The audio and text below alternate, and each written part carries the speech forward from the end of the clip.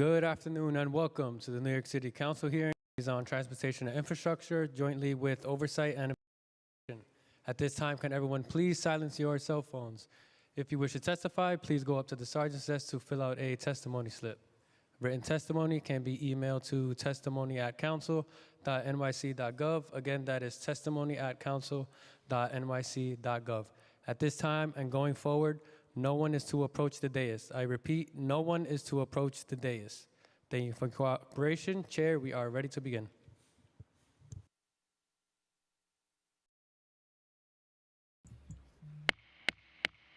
Good afternoon, and thank you for joining today's joint hearing of the Committee on Transportation and Infrastructure and the Committee on Oversight and Investigations.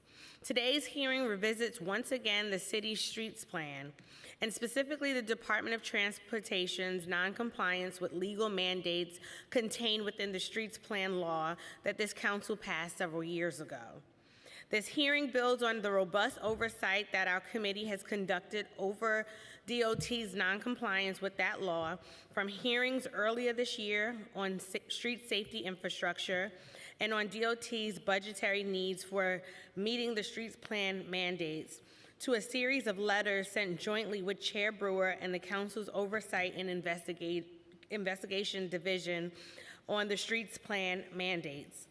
In those hearings, and in their responses to our letters, DOT has not provided much specific detail on how likely they are to meet this year's set of streets plan mandates. This despite having hired a designated streets plan director and addressed earlier staffing shortages. We are eager to get more information about DOT's expectations for meeting those mandates this year, especially with the large portion of the quote-unquote building season now behind us. To set the stage for today's hearing, it is important to recount the history of the streets plan. Local Law 195 of 2019 was enacted as a way to coordinate the city's street infrastructure improvements and to support our ongoing efforts to achieve Vision Zero. Local Law 195 required DOT to release 5-year comprehensive plans for managing our streets. Among other things, such streets plans would require the expansion of the city's biking, bus, and pedestrian infrastructure to make our streets safer, encourage mass transit use, reduce vehicle emissions, and increase accessibility for individuals with disabilities. To keep DOT on track, the law mandated that DOT's first streets plan, beginning in December 2021 and operating through 2026, would include the following: 150 miles of physically or camera-protected bus lanes over 5 years, with at least 20 miles in the first year and 30 miles during each subsequent year. Transit signal priority at 750 intersections during the first year and 1,000 intersections during each subsequent year. 250 miles of protected bus lanes over 5 years, with at least 30 miles in the first year and 50 miles in each subsequent year. Bus stop upgrades such as benches, shelters, and real-time passenger information at 500 bus stops each year. The redesign of at least 2,000 signalized intersections over 5 years, with at least 400 redesigns each year. Accessible pedestrian signals at no fewer than 2,500 intersections, with at least 500 installations each year. The assessment and amendment of commercial loading zones and truck routes. The development of parking policies to promote the street plan's goals of safety, mass transit use, reduced vehicle emissions, and access for individuals with disabilities. And within the first 2 years, the creation and maintenance 1 million square feet of pedestrian space. These are ambitious but important legal requirements put in place by the council after careful consideration. And the council has backed up this legislation by allocating significant resources. When it was first passed, the streets plan included $1.7 billion in funding over 10 years. Last year, the adopted budget included an additional $53.3 million in expense funding and $585.6 in capital funding for streets plan projects.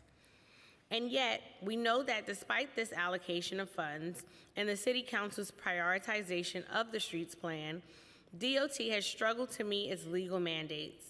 In 2022, DOT installed just 4.4 miles of bus lanes, well below the 20-mile requirement.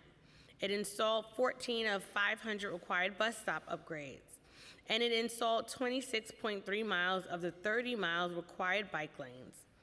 While it has done better on other metrics, like adding transit signal priority and pedestrian space, these shortfalls remain concerning. When we last addressed these shortfalls in the spring, it was prior to DOT's quote-unquote building season. But now that a large portion of the building season is behind us, I am interested in understanding, one, whether DOT has made up for its missed requirements in 2022, and two, whether it is on track to meet the 2023 requirements. In addition to the oversight portion of today's hearing, we have a number of bills on the docket, some of which are directly related to street infrastructure, street safety, and the streets plan. Intro number 261, sponsored by Councilmember Julie Menin, would require curb extensions at certain dangerous intersections. Introduction number 738, sponsored by the Public Advocate, would require DOT to consider the placement of traffic enforcement agents in developing an interagency roadway safety plan.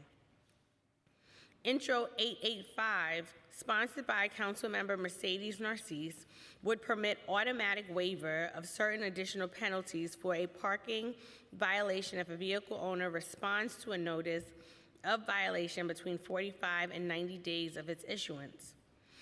Intro 1026, sponsored by Councilmember Sandra Ung, would require the establishment of a task force to study options, report on, and make recommendations for potential locations for the construction of a bus depot in Flushing.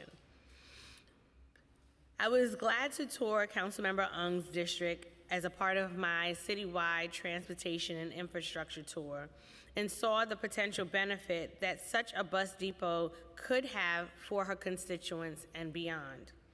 Finally, we will hear a Preconsider introduction sponsored by me, which would add an investment roadmap to the streets plan law to expand on and enshrine in law DOT's work towards making equitable infrastructure investments throughout the city.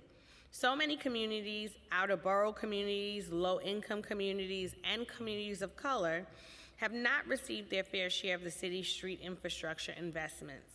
It is important that the streets plan law require the city to regularly take stock of how we are addressing this legacy. I look forward to hearing from DOT, advocates, and members of the public regarding the oversight and legislation at this hearing. I thank my staff and committee staff for their hard work. Samuel Breitbart, counsel to the committee, Mark Chen, counsel to the committee, Kevin Katowski, Senior Policy Analyst, John Basile, Senior Policy Analyst, Jack Siegenthaler, my Policy and Budget Director, and Renee Taylor, my Chief of Staff. I also want to thank my co-chairs and their staff. I now turn it over to my co-chair, Councilmember Brewer, for her opening remarks, but right before, I'd like to acknowledge that we are joined by Council Members Yeager, Lewis, Narcisse, Carr, Areola, Kagan, Chair Brewer, Councilmember Menin, and Deputy Speaker Ayala, and online we have Council Members Ung and Joseph. Got them all, right? Okay. So, I'm sorry, and Councilmember Farias. How could I forget? thank you, Chair Brooks Powers. I'm Gail Brewer. I'm Chair of the Committee on Oversight and Investigation. I want to thank all of my colleagues, members of the administration, all the amazing advocates who keep us honest, and the public to work with us on the DOT compliance with the city's streets plan mandate. For 10 years, city government has developed ambitious plans to radically reduce the number of traffic deaths on New York City streets and make them those streets more accessible to all New Yorkers, first under Mayor de Blasio's Vision Zero initiative, and since 2019 under the Streets Plan mandated by the Council's Local Law 195, which, to his credit, was sponsored by then Councilmember Udanis Rodriguez. Cities as far away as those in Europe and as close as Hoboken, but I never go to New Jersey, just so you know, have demonstrated just how effective physical interventions like curb cuts and daylighting street corners can be when it comes to reducing traffic violence. Implementing in New York City has been halting. It has been halting a lot. For instance, as we heard earlier, as of late August this year, the city had only installed 10 miles of bike lanes, while the streets plan requires the city to install 50 miles by 2024. And this administration had already failed to meet the 2022 goals, only installing 2/3 of the lanes required for that entire year.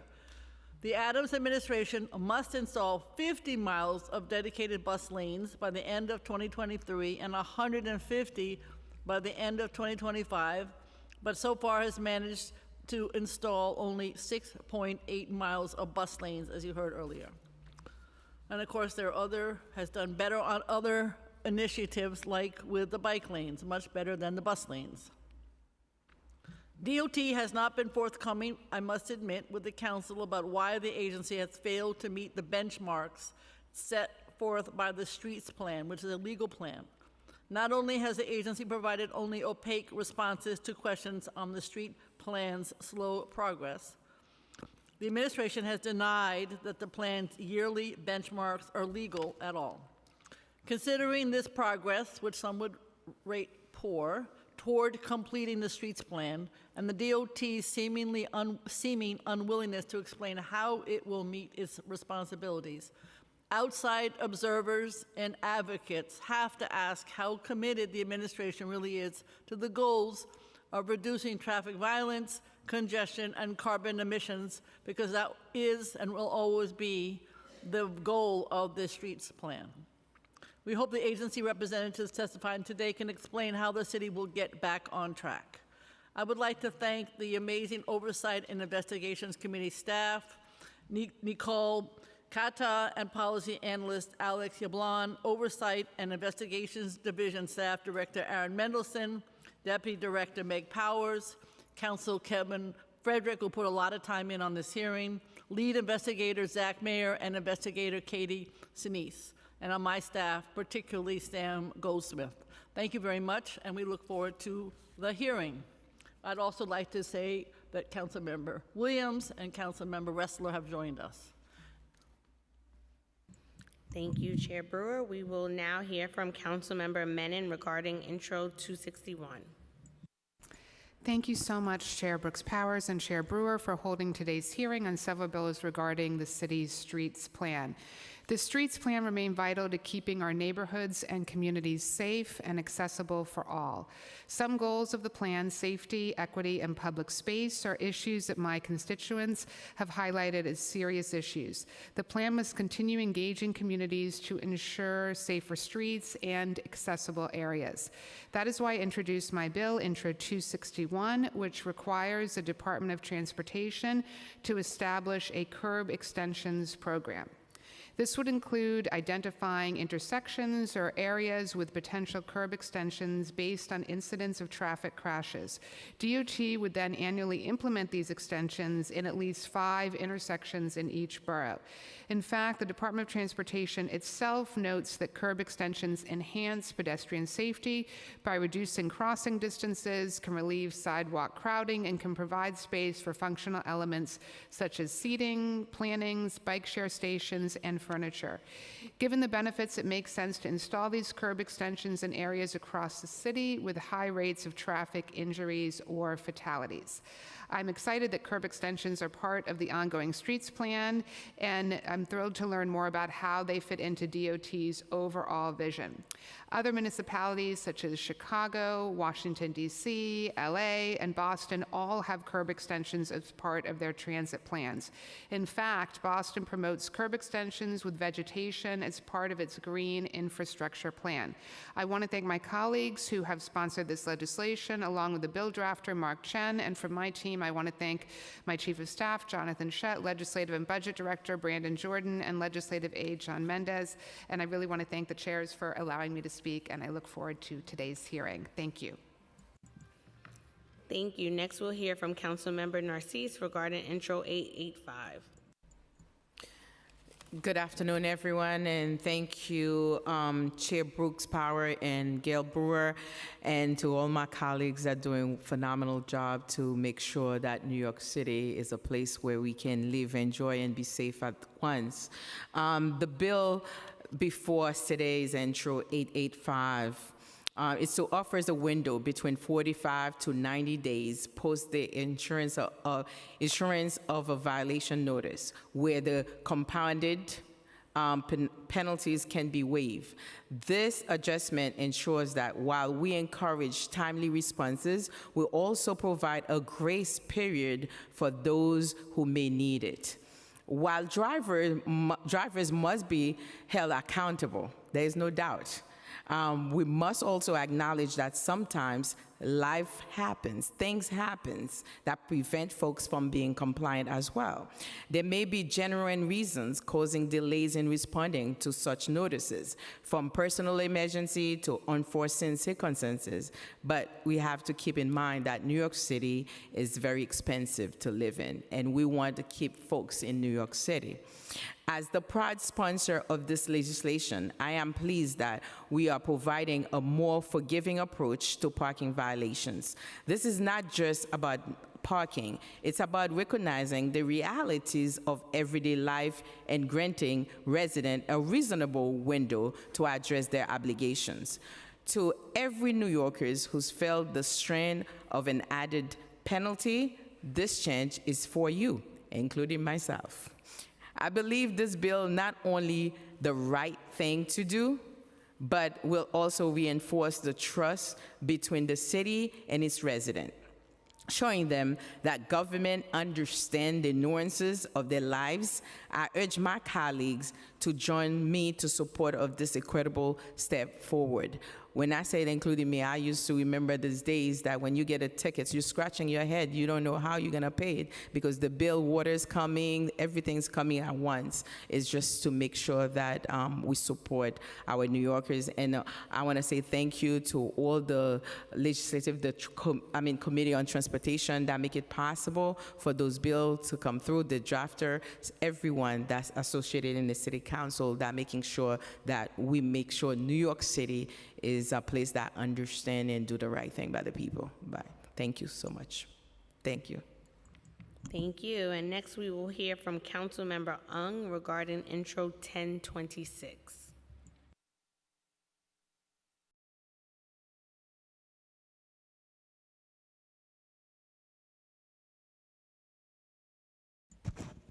Can we unmute Councilmember Ung?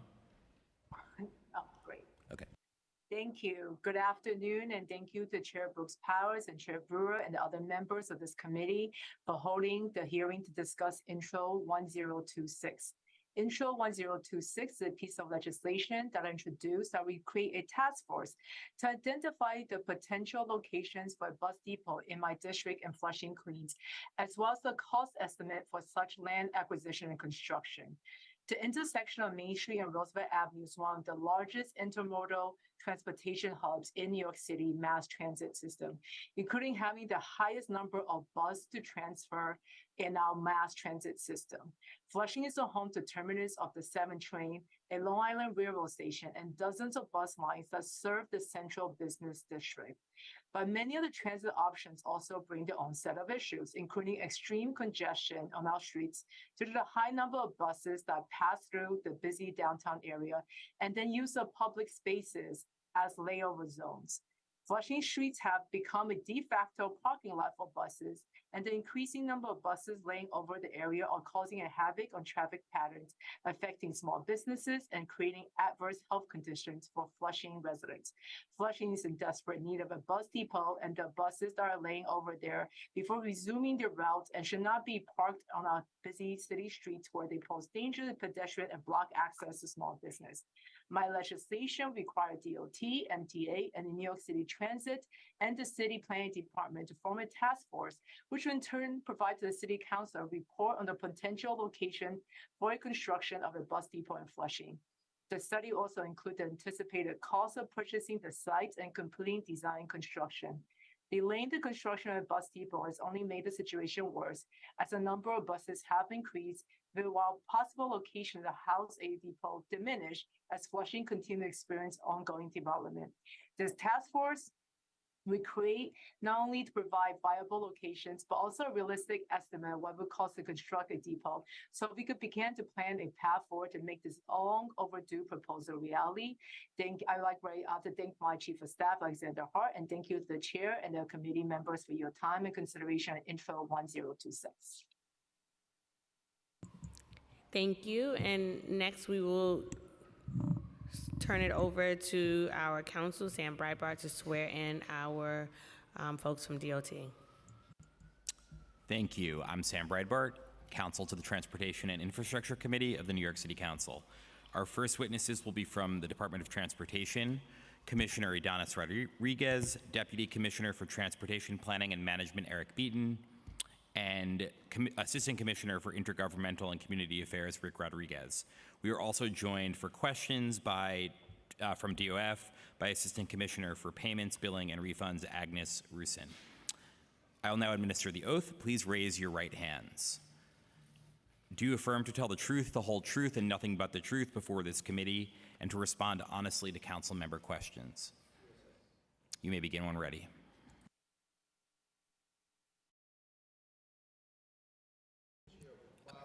Please turn on your microphone. Thank you. Buenas tardes a todos, especialmente a los miembros del público y a los concejales. Good afternoon, Chair Brooks Powers and Chair Brewer and members of the Committee on Transportation and Infrastructure and Oversight and Investigations. I'm Idanis Rodriguez, Commissioner of the New York City Department of Transportation. With me today are Eric Beaton, Deputy Commissioner for Transportation Planning and Management, and Rick Rodriguez, Assistant Commissioner for Intergovernmental and Community Affairs. We are also joined by Agnes Rusin, Assistant Commissioner for Payments, Billing, and Refunds from the Department of Finance. Thank you for the opportunity to testify on behalf of Mayor Eric Adams on the New York City Street Master Plan.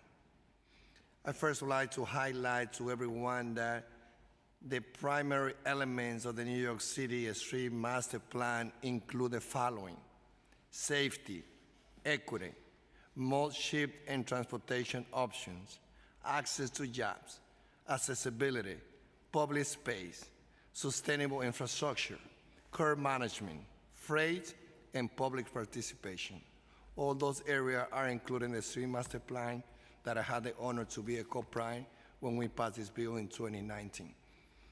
DOT continues to work hard and creatively with available resources to deliver high-quality, high-impact projects that advance the goals laid out in the New York City Street Plan.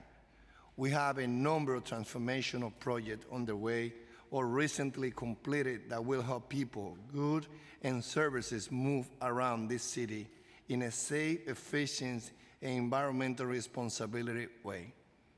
This morning, DOT released our curb management action plan. More than happy to send some copy to the council member, but it's also available in our DOT website. This is a plan that lays out a strategy to better design and manage the curb lane to reflect the increasingly wide range of need residents, workers, visitors, business owners, and all New Yorkers. The plan includes action DOT will be taking at the curb to improve deliveries, pickups, and drop-offs, bike parking, public space, and more. The priorities in this plan will help reduce congestion, enhance safety, and create a more livable city. Turning to buses, DOT is undertaking a number of bus priority and accessibility projects that will improve commutes for more than 225,000 daily bus riders. These include projects such as Northern Boulevard in Queens, Golden Hill Road and University Avenue in the Bronx, Livingston Street in Brooklyn, 3rd Avenue in Manhattan, and Washington Bridge connecting Manhattan and the Bronx. We are also undertaking a number of transformative bike and public space projects. To share some highlight, in Manhattan, we recently completed a phase of our Broadway vision, which added new plazas, shared street, and two-way bike connections on Broadway between 25 and 32nd Street. With the next phase from 21st Street to Union Square are now in development.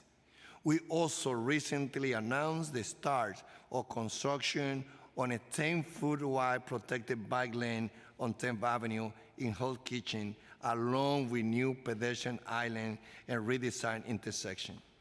And as you know, this is a model that a lot of cities right now, they are looking on how to replicate the widening of this bike lane that we started doing here in Manhattan. In the Bronx, we are making bicycle improvements in Soundview, including installing protected bike lane on Soundview Avenue. Thank you, Councilmember Faria, for being a champion, not only by word, but also by action, standing with us, pushing those projects that sometimes they are not popular in many communities. In Brooklyn, we will install the longest protected bike lanes ever installed in East New York, along with pedestrian safety improvements on Cozzini, Walt Whitman, and Louisiana Avenue. We are also transforming the popular open street, various street, into a bike boulevard with two-way cycling, loading zones, pedestrian enhancement, and a plaza. And in Staten Island, the not forgotten borough anymore, on the Mayor Adams and myself, work is underway on a safety project on Lincoln Avenue through which we will install improved markings, signs, and curb extensions. Thank you to all the council members who supported, gave feedback, and helped promote productive conversation on this project, sometimes putting your name and support in projects that sometimes they're not popular. That's the partnership that we need. We also continue our nation-leading programs to install accessible pedestrian signals to help New Yorkers who are blind or low vision navigate the city, and transit signal priority to speed-up buses. We are so proud of this work that is transforming New York City street, that is a role model nationwide and even across the globe. But we need the council support to go further by action. We have faced challenges identifying bus and bike lane projects that have robust local support. For this reason, following this hearing, we will be reaching out to each council member, to the 51 council member office with a survey, asking you for suggestion or location where you would like to see bus and bike projects in your district. We look forward to receiving your feedback and working together to advance the goals of the street plan. In addition to the above projects, DOT is reimagining public space across New York City in ways that are not quantified in the street plan, and which were prioritized and fast-tracked as a result of the pandemic, when many of us worked together in my previous role as a council member.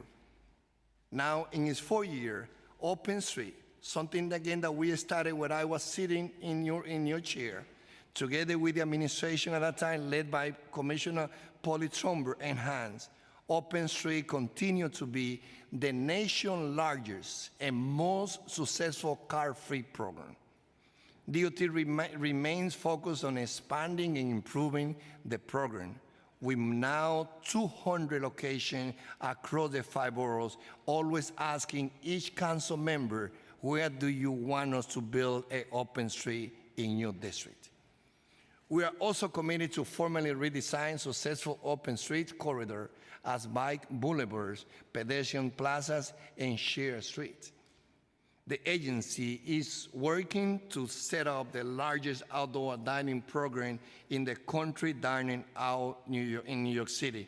Thank you to Chairman Powers, Speaker, and Councilmember Velasquez, and all council members for making the open restaurant, open dining out together with Mayor Adams a reality, something that now is permanent, and not only for us, but also for the future generations. This year, we also had the most ambitious Summer Street program ever. I know that many of you went to one of those locations, more than doubling in size and bringing the program to all 5 boroughs for the first time in the larger car-free Earth Day. On Mayor Adams and I commitment, all of us, equity had to be translated into what we did. Summer Street used to be only something happening from Brooklyn Bridge to 79th Street along Park Avenue. This time around in 23, we went to Staten Island, Brooklyn, Queens, Bronx, and Manhattan, and we went up to 125th Street to the heart of Harlem, 22 miles of Summer Street. We also continue to harden bike lanes, including on Borinquen Place in Brooklyn and Gothard Road North in Staten Island, which do not count toward the street plan benchmark. And this is something that I want for you to have in mind as we ask questions. Those projects that we are doing that was not included and that we are not counting as part of this program. On legislation. First, the Preconsider bill is sponsored by Chair Brooke Powers, Bill T-4007. This bill will require the DOT to include an investment roadmap in the New York City street plan that include investment by community district. DOT share the council commitment to ensuring we are making the necessary and right investment based on equity. And we are working towards a city where demographics such as race, income, and language will no longer be able to be used to predict transportation access and mobility outcomes. In the New York City street plan, DOT laid out priority investment area that will help focus our investment to where they can have the greatest impact. The PIAs are based on 3 inputs: demographics, density, and previous level of DOT investment, and are measured at the neighborhood level using the city's 195 neighborhood tabulation areas. You can see the map of the PIAs included in my testimony.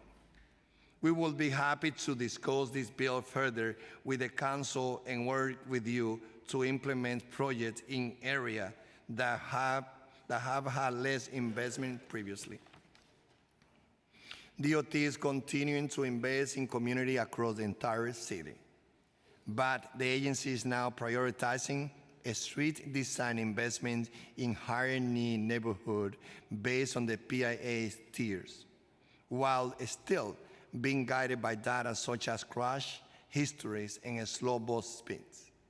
You can see an example of how we will overlay the Vision Zero priority corridors, intersections, and areas, as well as transit and bike priority projects with the PIAs in the maps included in my testimony. This administration is committed to creating a more equitable city, and we are doing better at investing in underserved communities. But we also recognize that there is so much more to do. We look forward to continuing partners with the council to advance projects in districts with less investment previously. On Intro 261, sponsored by Councilmember Menin, This bill would require DOT to establish a curb extensions program and implement curb extensions at a minimum of 5 intersections in each borough.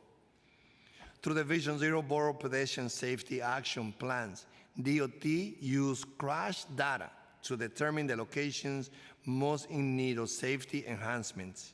We then implement targeted safety treatments that produce the greatest safety benefit at those locations. While curb extensions are an important tool in our toolbox and we use it, we urge the council to allow our engineer to retain flexibility to determine where safety treatments are needed and which treatments are most effective in those locations. It is important to evaluate location holistically rather than needing to account for a certain number of specific type of treatments.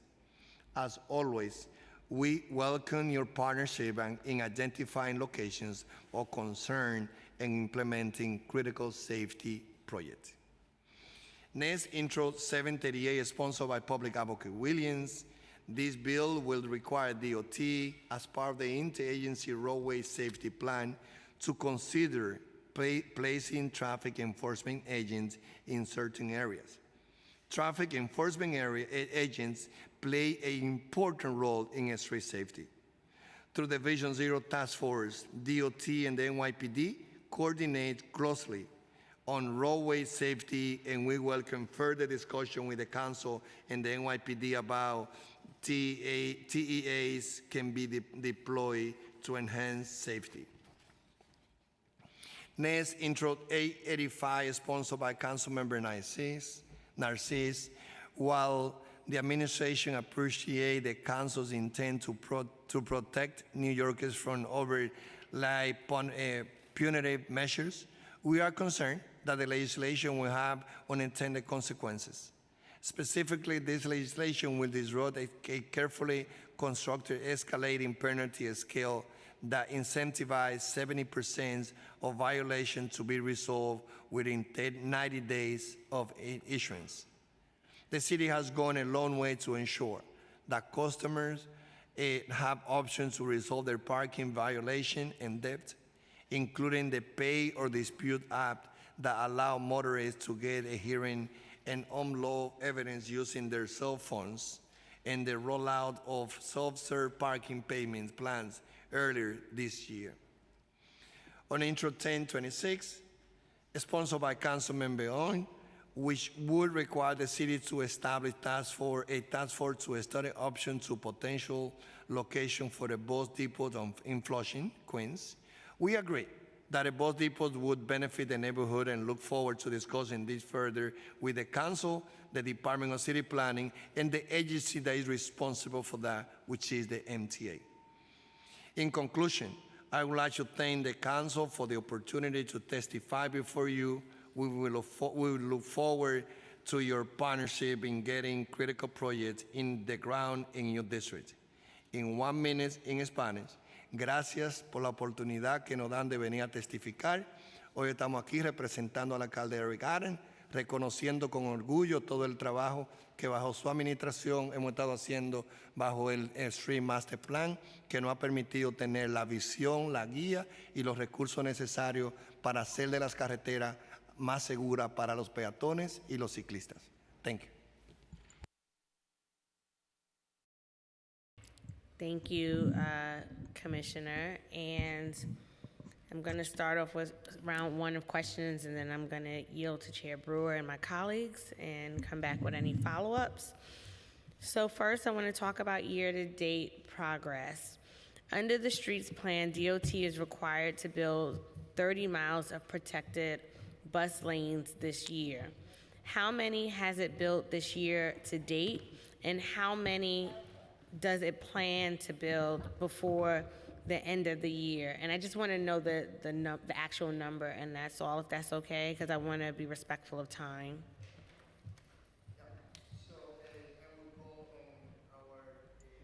Can you please put on your microphone? Thanks. We will call, and Eric Bitton, our Deputy Commissioner for Transportation Planning and Management, will respond to the question. Sure. Thank you, Chair. And I very much appreciate the question, because we were working very hard every day to deliver bus improvements and all of the other streets plan elements. I don't have a number for you today because we are actually every day doing more and more. I think what we would like to do. What's the last number you have? So I don't have a current number, so we do more every day. But you had to expect that you were going to get asked that question with today's topic. So you have no number to give to this committee? We collect all these numbers at the end of the year as the projects finish.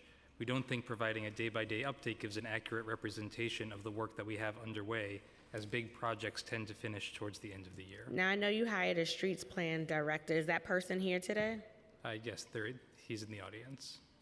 And so does that director not keep a regular tally in terms of how much is completed? So we tally this all at the end of the year as all of the projects are finished. Many of our big The end of the projects- calendar year or the actual year where you're able to do the building? Because I know in the last hearing you talked about the seasonal component, which we're almost at the tail end of right now. That's right. Our construction season goes through the end of October or mid-November, depending on the weather. And that's the point where we really start calculating this. When we put together the bill and working with the council at the time, we agreed that February would be the right point in the year to deliver updates, and that's why it's enshrined in the law, because that's really when we have good information and can count it up correctly. I don't want to be sitting here and giving you bad information because of how much things change day by day. Yeah. I would like to add on this, that is for the chairman, the council member, and the advocate in the city. It's not that we are not ready that we are not prepared to share number. It's as the Deputy Commissioner here said, the council administration passed this bill, and we decided that February, the beginning of the year, is the best timing for us to be able to know how many miles, what number do we have, and that's a report that we make every year. I'm sorry, Commissioner, but when we met earlier this year, around February, there was no numbers that were able to be shared then. So now we're in the month of September, and we are now being told that there are no numbers now. So what is your best estimate in terms of how many? Because earlier this year... We do give, Chair, at the beginning of the year, we give the report of our number of the year before. This is how the council, we passed this bill in 2019, the Street Master Plan. If we want to make changes to a Street Master Plan, and more than happy to follow on your bill, more than happy to look on this, more than happy to include open streets, Summer Street, pedestrian plaza as part of the Street Master Plan. We are more than happy to sit down with you and the council. But that's how we passed the bill in 2019. At the beginning of the year, we are able to share the number that we are able to accomplish in the year before. There's a lot of factors that play a role in those numbers. Council member support, community support, for bus lane, for bike lane, weather. So those are things that we know that are important factors. So again, we are prepared on the work that we do, but the way how the bill is passed is that at the beginning of the year, the agency, they go back to the council, share the data of the year before. So throughout the year, are you not like compiling like month to month? Like how frequently are you looking at this information as an agency? So there are different ways we look at the information. Project by project, we follow every project very closely. Right? There's, about 100 projects we do in a given year. About 60 of them are ongoing right now. And so we follow each project closely, but in terms of how many miles get completed, sometimes it depends how far we get in terms of the weather. Sometimes it depends on how closely we're working with communities and making adjustments. So we have a plan, and then sort of as each project proceeds, we're tracking it. But we feel like the only really accurate number you get is at the end of the season when you can double check everything that's been fully completed. But as these projects are happening throughout the year and they're completed and you're checking it off, is no one taking a tally of that information at all? So we do keep track, but most of our projects are not completed. Our big projects, the ones that deliver significant bus and bike lane mileage, tend to occur over the full course of the year. So I understand that most are not completed, but of those that are completed, what is that number? So that I could continue with the questions, while we're in this hearing, it would be great if someone from your team is able to give us a number so that we can go in, because I have additional questions on that, and I'd like to have an idea of where DOT is with its implementation. We will follow with you after the hearing on those numbers. But we sent a letter and we didn't get the answer in the letter. We will follow with you, keeping updated where we are. And as I say, we're more than happy to, look at bill that asking for some changes. My concern, though, Commissioner, is that we have sent several letters. We have not gotten a clear answer from DOT. DOT is aware that we had this hearing. They were aware what the topic was, and to come unprepared to be able to answer and give any type of number, I think is unacceptable. And to tell us that we'll get an answer after a public hearing, once again, we haven't been getting an answer.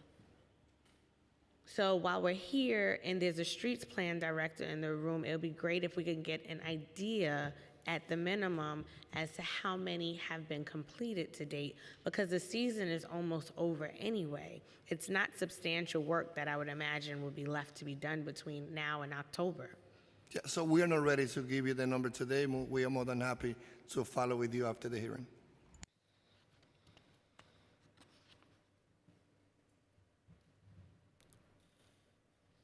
Will DOT meet the mandate for 30 miles of protected bus lanes this year? Last year, we didn't reach that number. We had a goal at DOT to work toward that goal. And as I said before, this is deep to my heart because I was a co-prime on this bill. As I said before, to get to those numbers that we have as a goal require a lot. That's why we are putting the survey to each 51 council member. Clarification is, if you don't mind, having council member coming back to us where they want bus lane and bike lane will help us a lot to get to those numbers. Without that level of participation, most likely we will not get to those numbers. and point of clarification, it's not a goal, it's a legal mandate that DOT reach this number. It's not a goal. So I just want to clarify the terminology there. On page 59 of the 2023 Streets Plan Update, you mentioned several quote-unquote potential upcoming projects related to bus lanes. How many of these projects are moving forward? I think we're really quite pleased with how many important bus projects we have underway this year. We did a tremendous bus project on Northern Boulevard. We have very much underway and I think really shaping up a great bus project on Gun Hill Road in the Bronx with center running bus lanes and boarding islands. We have underway a big bus lane on 3rd Avenue in Manhattan. I think we're really doing tremendous amount of bus priority work around the city. And we're happy to, again, as we get towards the end of the year, give you the full accounting of every project we've done. But we have major bus projects serving hundreds of thousands of people on major corridors around the city. We're hard at work on improving our streets and making our buses faster. And shared, again, like as someone that we, from this side, I very proud of the work that, working in collaboration with the council and you and the leadership, we are working with that, as I say, the law, the bill that mandate the city. But there's also things that we want to, be open here. Let's say we had goal for a bus lane at 4th Avenue. It was almost 2 miles. The council members say instead of doing the bus lane, we would like for DOT to paint 4th, to put in the speed camera. So even though we will work along the council member, and those are more than 2 miles at 4th, what he wants because he feel that having a redesigned 4th for bus lane is not something that he can support. We will work with him with painting as he wanted to, but that work will not be recognized by the council as the work that we did it. So those are like, the day-by-day reality on how we from this side have to navigate toward getting those numbers that is mandated by the street master plan.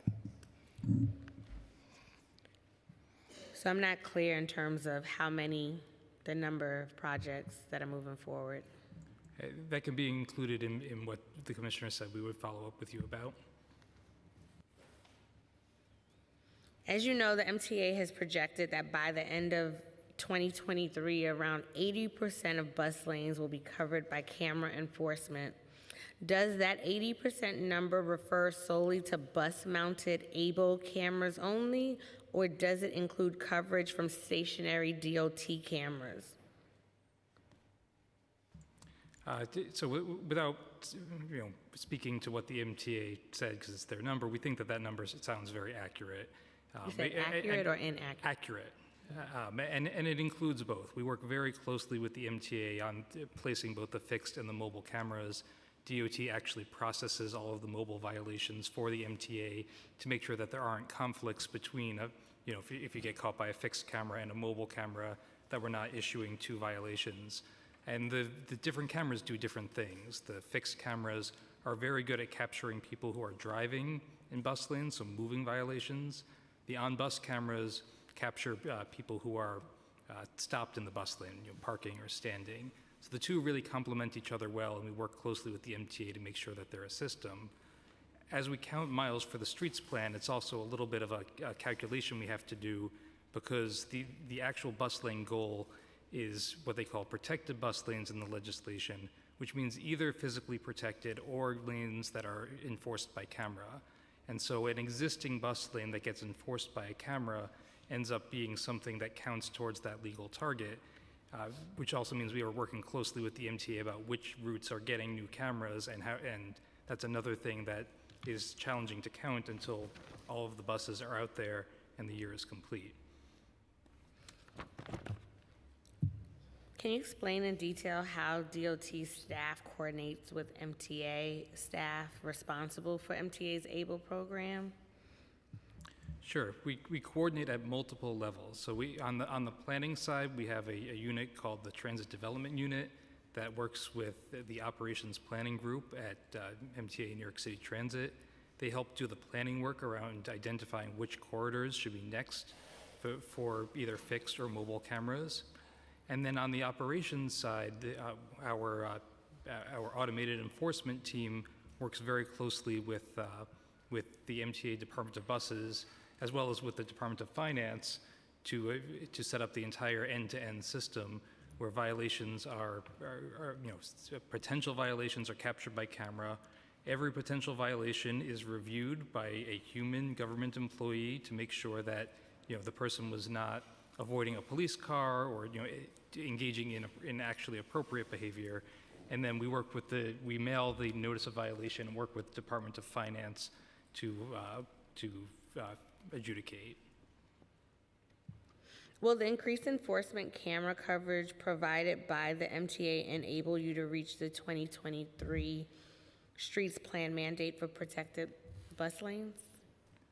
So we are still working with the MTA on exactly which corridors will be added, but certainly that will help us work towards that goal. And are you coordinating sufficiently closely with MTA on its ABLE camera programs?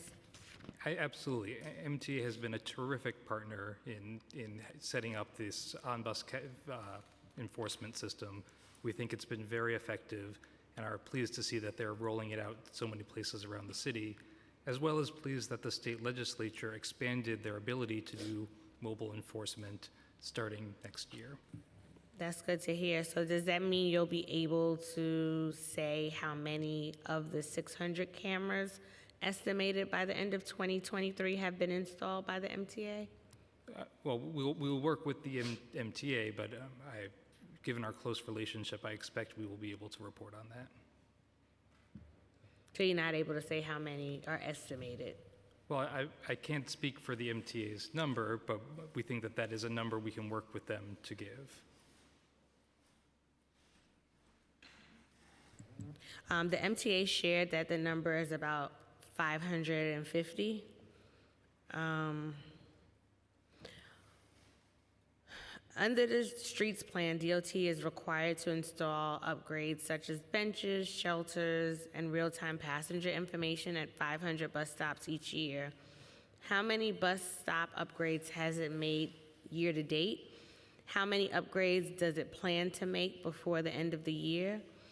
And finally, will DOT meet the mandate for 500 bus stop upgrades this year?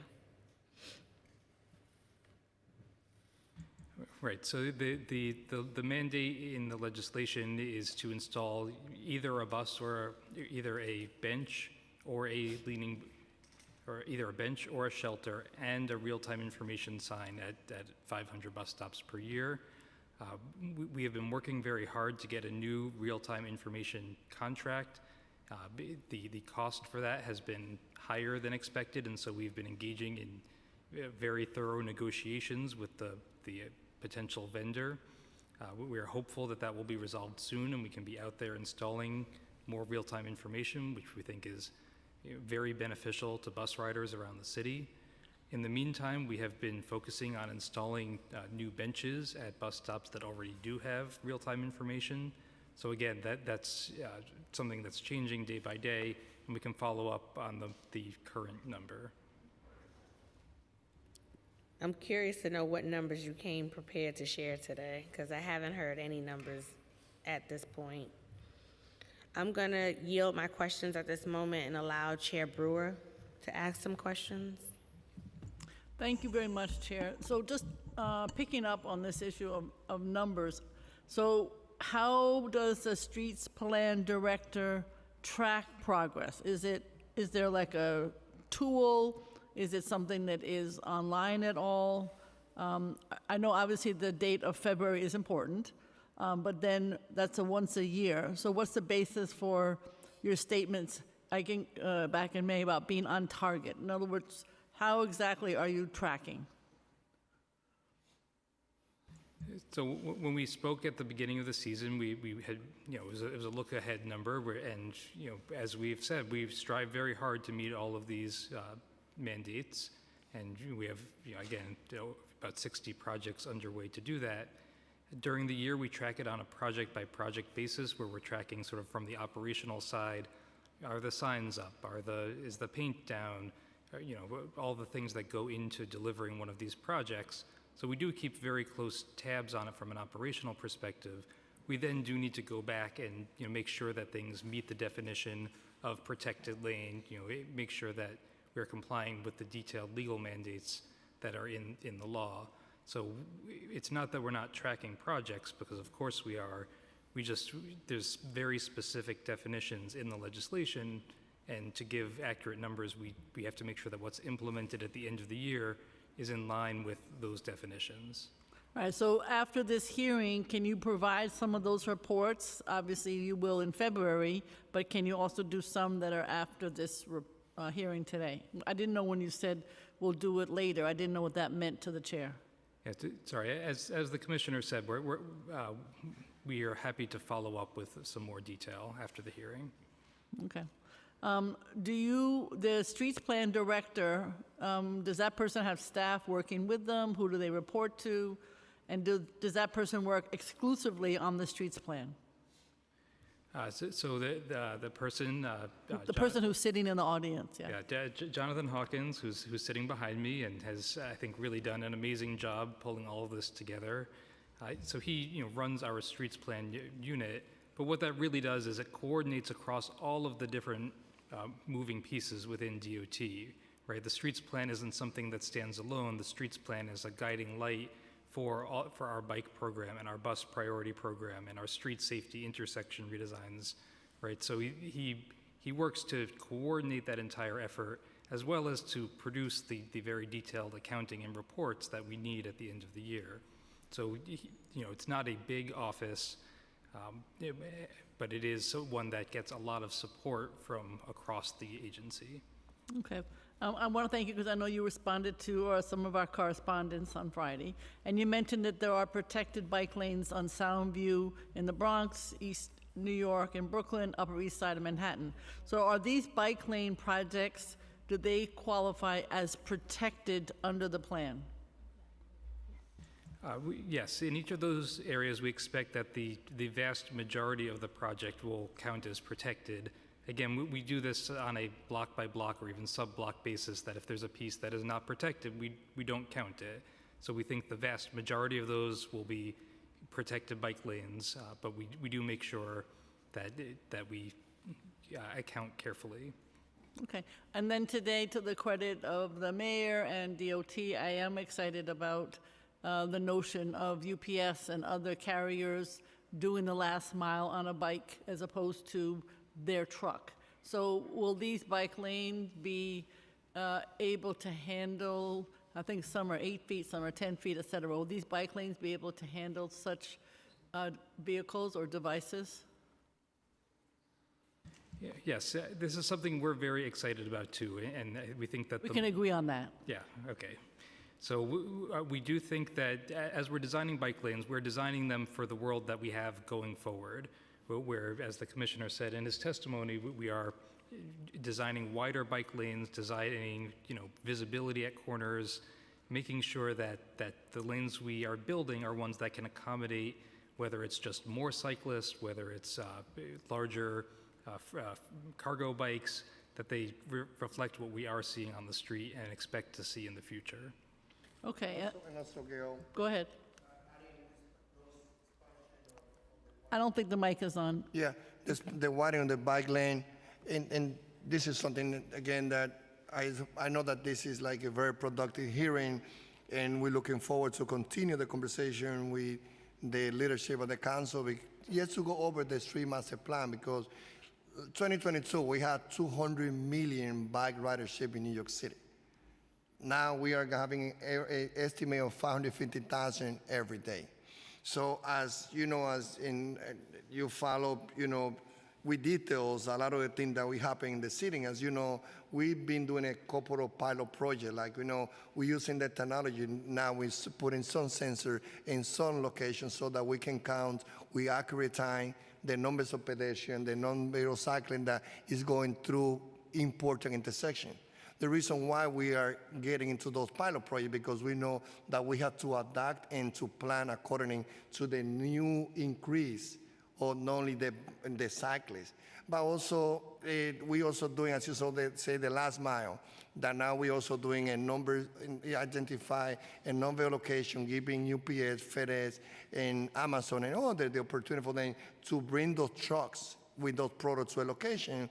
But from there, we want for them to use electric bike, cargo, electrical vehicle, and also is responding to this other percentage of 80% of New Yorkers are ordering online every week, and more than 22% are ordering 4 times a week. So this is the competition that we had to navigate. Those who want bus lane, those who want bike lane, those who want the delivery. And sometimes it takes this partnership for us to go to community, for people to see how important it is to support those projects in their district. And I would argue that it's even more important because of what you said, to complete the streets plan, because this particular suggestion of the cargo bicycles won't work unless the streets plan is built out in the way that you envision. So it needs to happen faster. That's the bottom line, in order to have even the cargo bikes able to succeed and get those goddamn motorcycles and mopeds out of the bike lanes, as I saw them today and every day in the bike lanes, onto the street. I know that's not part of today, but they're horrible in the bike lanes. In your letter Friday, again, this is back to still data, you said that ongoing projects impacts on the streets plan quantitative goals are not yet available. These details are finalized after designs are finalized and approved. So my question is, are you saying that those designs are not final, even though you're in the peak of your project implementation season? So we're still trying to get at the fact that, time is of the essence. How do we get these designs final so that the streets plan is complete and that we can get more data? I think one of the real benefits to the way our agency operates is our flexibility and our ability to respond quickly to things. And what that sometimes means is that as we're out working in the field, there's sometimes a field condition or we get some local feedback that we have to take into account and even change the project as we're working on it. And so we take that feedback very seriously, and we think the projects often end up better for it. But that means that we do really want to make sure that everything's completed before giving a number of what has been completed.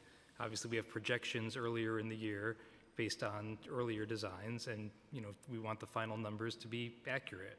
Okay. And along those lines, I'm a big believer in in-house capacity. I won't get started on this topic in a different contract discussion, but I believe strongly in in-house capacity. And I know you talked about, particularly for the bus stop, et cetera, finding contractors is an issue. Even if you have the funding, finding contractors is an issue.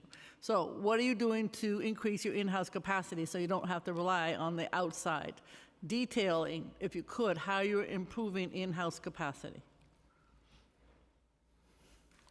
Sure, and I very much agree with what you say. Like our ability to do so much and to do it, frankly, at very low cost compared to other construction projects is because we have tremendous in-house capacity to do signs and markings and, and concrete and other elements. It's a little bit in the weeds, but one of the big constraints that we've been working through is our facilities space. It's something that we also highlighted with the original. That's because plan. somebody in this city wants too many developments in Manhattan, and then you don't have any space to store anything. Keep going. Yeah, light industrial land is in very high demand right now. We're very pleased, for example, that we're able to open a new yard on Flatbush Avenue near the Belt Parkway, where we're able to stage more concrete crews this year than we had in past years, and that lets us do more concrete for safety work. We're similarly looking for space and working closely with DCAS and OMB around space where we can put more markings crews. So we are very actively working to solve that constraint, and we believe it is very important to make sure we can deliver on all the milestones going forward. All right, so you are improving and expanding your in-house capacities. You could be specific with contracts, for instance, relevant to the streets plan, where you're able to provide maybe even copies as to what these contracts are, and then as time goes on, show us where you can do more in-house than outside. So can you provide copies of contracts relevant to the streets plan? Sure, yeah. You can provide those contracts. Yeah, I believe they're public record and we can help provide them. Okay. A couple more questions. DOT testified in May that the real-time passenger information contract for bus stops had not been finalized. So I want to know, again, you said that it's tough to do this because of the issues that you just listed, but has that contract been finalized?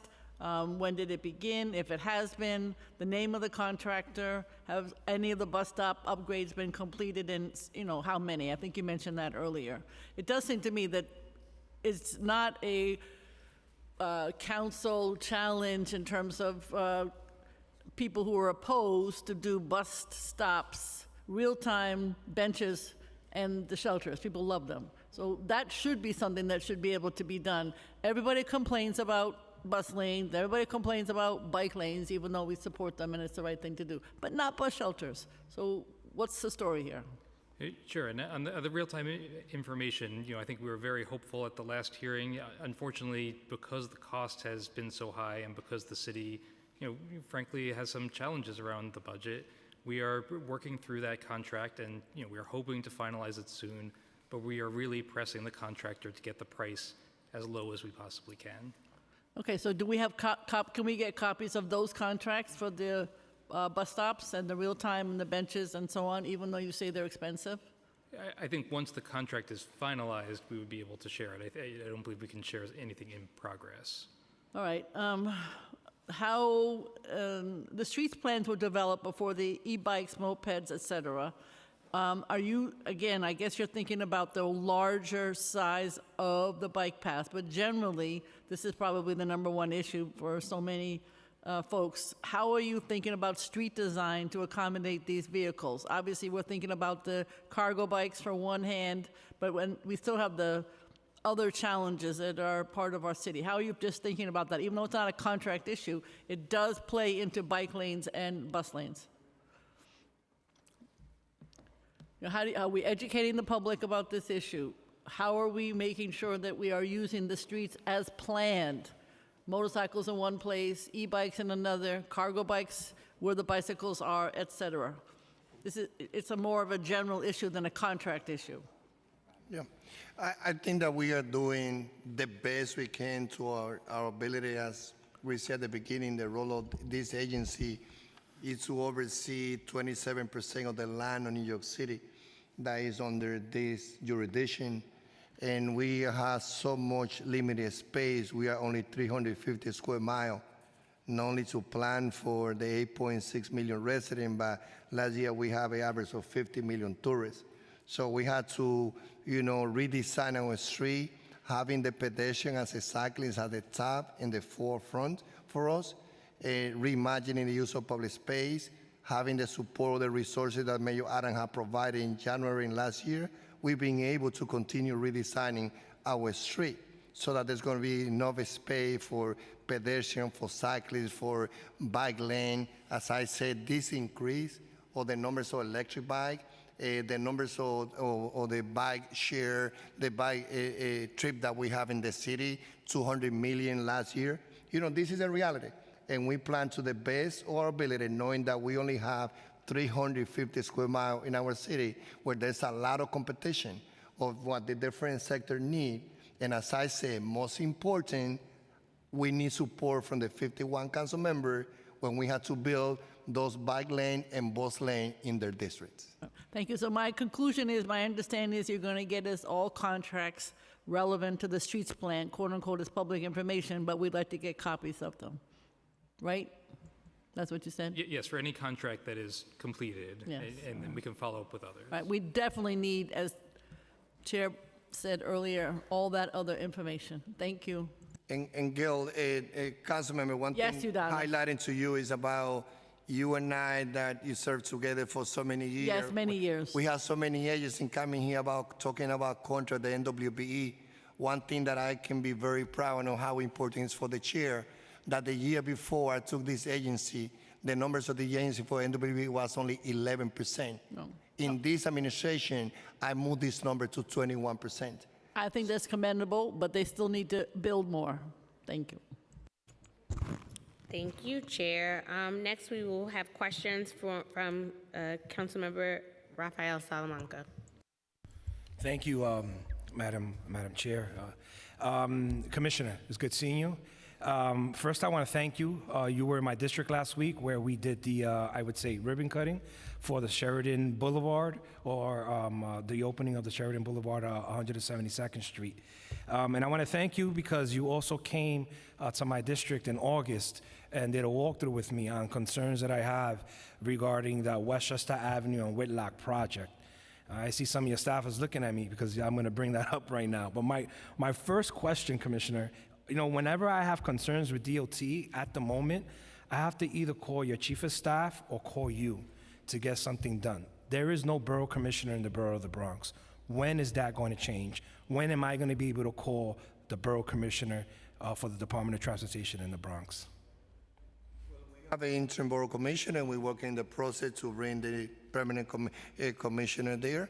But again, as you said, and it was not only it was nice to be with you, in the Sheridan Boulevard, something that as I said there, I had the honor to be also the one that carried on the resolution, supporting what the state was looking to do there with the leadership of so many elected officials, including you also in your previous role that you have in the community board. So we will, again, more than happy, we're working with that process, but as we said before, the Bronx and other boroughs that they were not top priority in the past. It's not the same story right now. Not only I was there, I said last week, but after that, I was there with the commissioner in the Bronx, finishing the Grand Concourse redevelopment, and I'm going next week to the Bronx. As I've been in the other borough, I'm going to the Bronx as I'm doing the commissioner in the borough, holding meeting, doing the walk, listening from everyone, including the council members who are partners with everything that we need to accomplish in the city. No, I understand that, Commissioner, and you are the commissioner for the entire city of New York. You're extremely busy. When I have concerns or community boards, for example, 12 community boards in the borough of the Bronx, they have concerns about stop signs, speed bumps, sidewalks. They don't have the same access that I have, which is calling you directly or calling your chief of staff.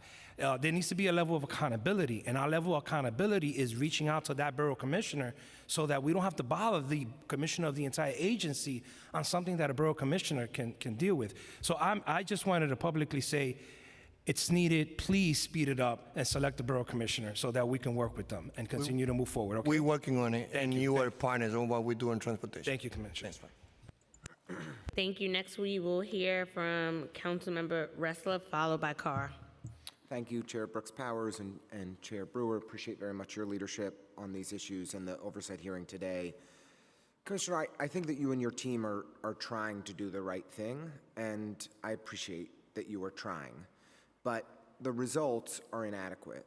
And I think that we went from a period just over a decade ago where then Mayor Bloomberg said to Jeanette Sadiq Khan, politics be damned, be bold, let's go save lives and make streets safer, to now we're at a point where it's all politics all the time.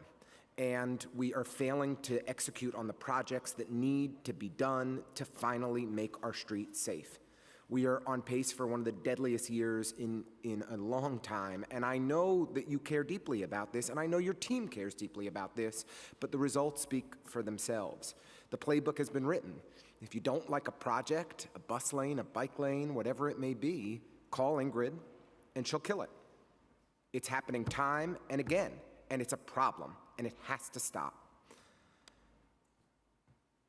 I hope very much that the deep expertise at the Department of Transportation is respected, will be respected in this administration, and that the recommendations that your agency makes to City Hall are finally heeded and advanced and implemented. When you make recommendations in our district, in District 33, we will have your back, and I hope that we'll be able to identify more projects to work on together. But I have to ask, I still don't understand where we are on McGinnis, and I'd like confirmation. My understanding is that last week, the mayor went back on his word for the third time and has now said that no protected bike lane is moving forward on McGinnis at this time. Excuse me, no road diet is moving forward on McGinnis at this time, and that you'll assess the traffic data and reconsider. Is that true? Is a road diet happening on McGinnis Boulevard in the spring? First of all,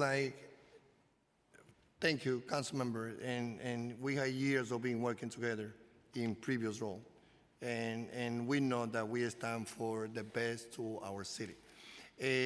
On the Mayor Adams, and I can say with the Senior Advisor Ingrid Lewis, we've been getting a lot of support for projects that we have in front of us. In the case of McGinness Boulevard, yesterday we started working in McGinness Boulevard, and we built and protected bike lane. But is a road diet happening in the spring? Just yes or no. Is a road diet happening in the spring from Meeker to Collier, as the mayor had previously announced again 2 or 3 weeks ago? We're doing McGinness Boulevard, we are starting working the north side, and yesterday we started doing the work, and that's gonna be protected bike lane. I just want to say how disappointed I am by the dysfunction of this administration, that y'all can't make a decision and stick to it. And a road diet was announced by the mayor himself 3 weeks ago. This was moving forward, and now we're hearing it's not. Or it might be, we don't know. It's incredibly difficult to work as a partner and to plan when the mayor changes his mind every week on projects in our community. I have one more question for you. But we started the work at McGinness Boulevard yesterday. But the road diet that we were promised is now disappeared. One more question, if I may, chairs, is what's the role of Richard Burek with regard to Department of Transportation projects? What oversight does he have in reviewing and approving DOT projects relating to bike lanes, bus lanes, and other infrastructure projects that you're doing around the city? As a commissioner, I'm responsible to lead this agency with almost 6,000 men and women that I have. Of course, we do a lot of consultation with City Hall, with many projects that we do. We're so proud that in January, Mayor Adams added $500 million to this agency. But what's and Richard last year, Burek's he added almost 18% increase to our budget. Commissioner, I appreciate you and I appreciate what you're trying to do. You run DOT, I'm asking about City Hall. When you have a bike lane project, or you have a bus lane project, does Richard Burek have a role in reviewing those projects? What is his role in overseeing the Department of Transportation's work? As a commissioner, I work with my team that I have from every meeting, on planning, migratory operation. We had a great team. I'm asking about City Hall. though. I'm not asking about not getting into who I talk at City Hall, whatever we talk to at City Hall. As you that have been previous in all the administration, we know that this is not a place to be sharing who you talk to. Led by Mayor Adams, we have so much support for us to do the project. Can I ask a different yes or no question I'm then? sorry, we come back on round two because I do want to let our other colleagues ask questions. We're going to hear from Councilmember Carr, followed by Narcisse. Thank you, Chair Brooks Powers and Chair Brewer, for holding this hearing. Commissioner, good to see you. I want to underscore just how great a relationship our office has with our Borough Commissioner and the work that we do every day to improve the quality of life for Staten Islanders and those in my district. So I thank her and everyone under her for their work. I want to focus in a little bit on the comments you made regarding bike lanes and bus lanes in Staten Island and the city at large. You know, you said earlier that we're working not to have Staten Island be forgotten in this administration. I know the mayor said that often, but sometimes I think we're happier to be forgotten on certain respects, and bike lanes and bus lanes are one of those areas. Not so much on resurfacing. We love more attention in that regard. And as you know from your time in this body, my predecessor voted against Local Law 195 when it came to the floor for a vote. And it was because he felt, and I felt too as someone who was working for him, that the agency would be pressured to meet citywide targets in communities that wasn't interested in that particular kind of improvement, namely bike lanes and bus lanes. So your comments about bringing the survey to me and my other 50 colleagues, asking us for, hey, where could we put these and work together? That's kind of proof that I think that vote at the time was correct, because I'm all for my colleagues fighting and working successfully with you for the improvements that they think are best for their streets and their neighborhoods. But in my judgment, the need for bike lanes and bus lanes beyond what we already have is zero. So I just hope that that's something that you take to heart, and it sounds to me by consulting with us up front that our opinion is important to you. But I think that these are not the kinds of improvements that we'd be seeking to have. And there are other ways, I think, in which we could collaborate to improve safety in Staten Island as well as the flow of traffic.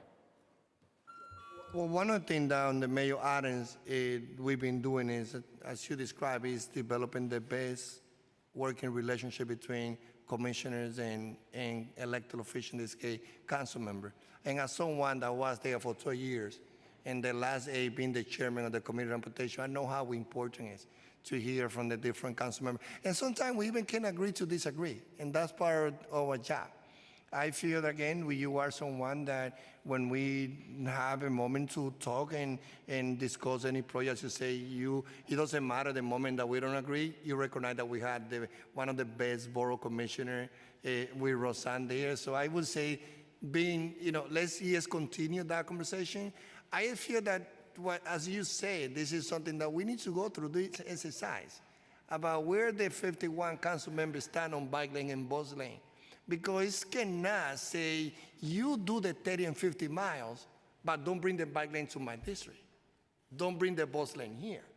So at some point, again, in another following conversation, we had to look backward and revise the street master plan so that we know exactly how important are those bike lane and bus lane in your district. And as you describe it, so if we are able to know exactly how important or not for the council member, then we can have a better understanding. However, as an agency, we always will be a data-driven institution. So the opinion, the feedback in the survey is as important as community board. It's as important as the other elected official, as a PTA, as a leader of block association. But yes, this is something that we feel it is important for us to do.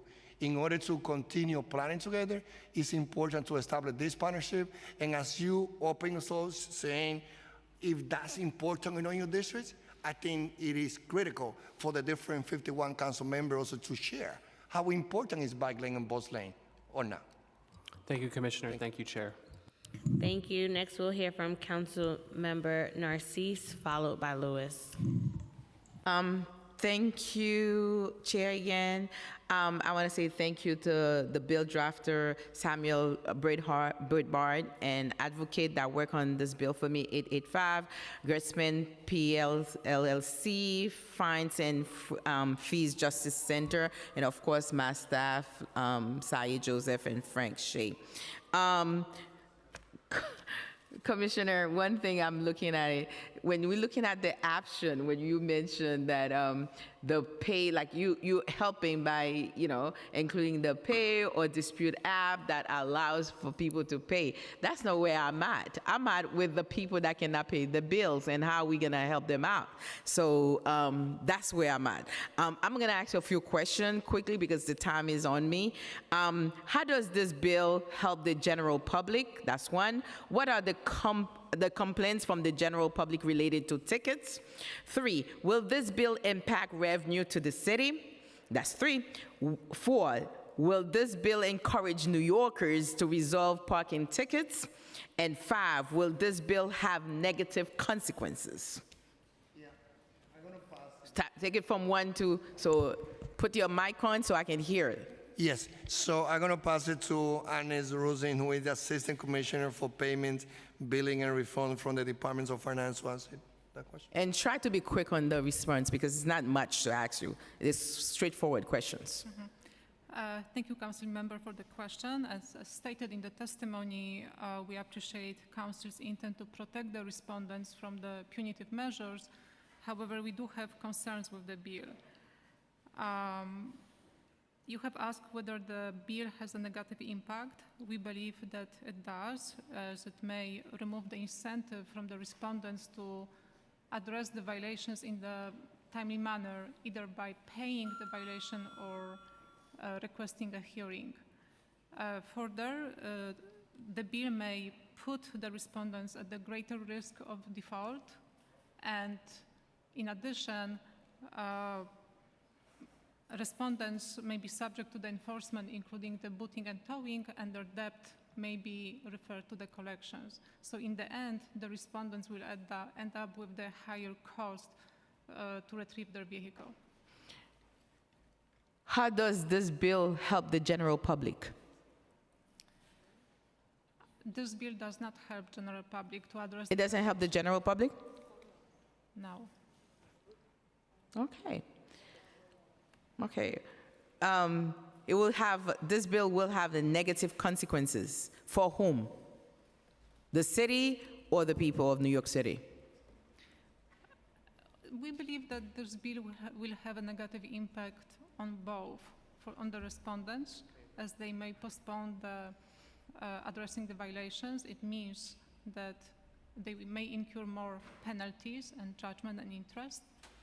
And if their vehicle are booted or towed, there are some fees related to those to retrieve the car from the tow pounds.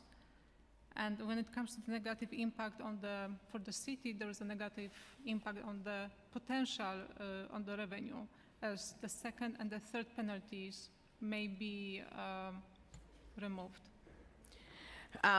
We can agree to disagree all day around this, but at the end of the day, you see so many of my colleagues sign on the bill, so it's not something that is, we represent people that are complaining, that have a hardship right now in New York City. That's the reason of this bill too.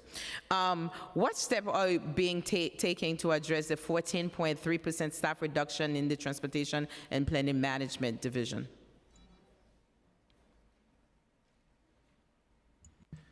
Yeah, I think that's for us, right? So I'm Deputy Commissioner for Transportation, Planning and Management, and obviously at the, as we all went through COVID and the budget issues associated with that, we did lose a lot of staff. I'm very happy to say that we've been hiring quite a number of staff back as well over the past year, where we feel like we are really building those ranks, and we're doing it with some really, really amazing people who are excited about all the work we do, people who know how to design streets and work with communities, and also people who we feel like really are representative of the city as a whole. We've put a lot of effort into making sure that we are hiring a diverse staff and as well as a highly qualified one. So we have been hiring a lot of people, and we're going to keep working to make sure we build the staff that we need. Okay, what resources or support does DOT need from us? Because right now I hear that I don't even know the role of the street plan director, and why they're not here in the room to answer the question of our chair. So I'm wondering where can we fit to support you? On that note, I have to talk about my Canarsie before you answer that. Seaview Canarsie, people are complaining a lot. We need to review that street because on weekend they have no place to park. All the residents around the parks, and the parks is not only Canarsie Parks, it's being used from folks all over around the city. So please look at that. The street, and one of the things that I spoke before is about the humps. I understand the bumps may be extra money, but in the meanwhile, if we could use the rubber, I think they're looking at, so to ease some of the street, because we have some large street and long street, especially in Canarsie Mill Basin area, if we can improve in that. And thank you for all the works that you've been doing around, and thank you for your visit in our district. We live in the transportation desert. I heard you saying about this bus stop and stuff. So a lot of us in the Canarsie Mill Basin area, we have a difficult time because most of us are driving because we cannot get around. So we cannot do one size fits all. That's what I can say. And thank you, Chair. Thank you, everyone. Yeah. So we look into, as I said to you, Council Member, when I walk your district, and I think that I have worked with through most of the council member districts and anyone that is left. I already have my team to coordinate it with the staff so that we go through each council member in here, like from a speed bump to all the need that is needed. With the speed bump, we're working hard at DOT to be sure that any request that we have in front of us, we go through. One of the things, as a former members of the BMT and leadership, we also know that as a city, we have limited resources. It's not only about DOTs, and we're going through a financial challenges right now.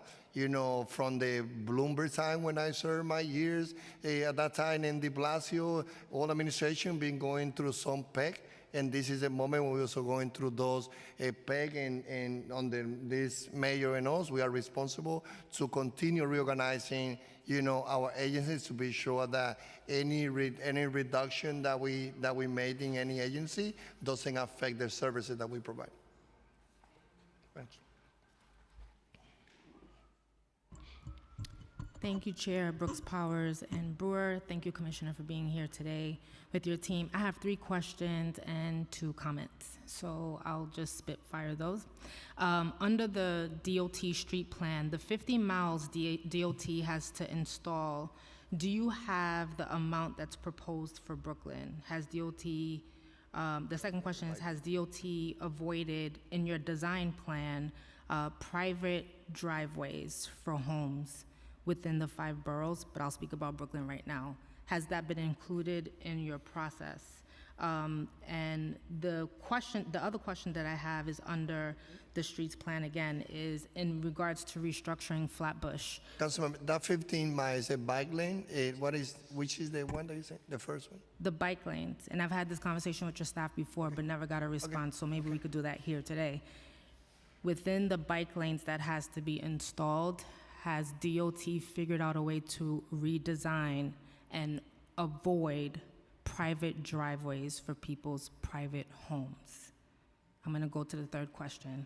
The third question is under the streets plan again, has DOT considered a redesign or restructuring of Flatbush Avenue? Because you've come to my district, the chair has come to my district to Flatbush Avenue, where we have a lot of cases of fatalities on Flatbush Avenue. So if you're creating a streets plan, I wanted to know if there's gonna be a redesign or restructuring effort on Flatbush Avenue to address the issues that you've seen with your staff. And then I'll go to my comment now. My comment is in regards to car share.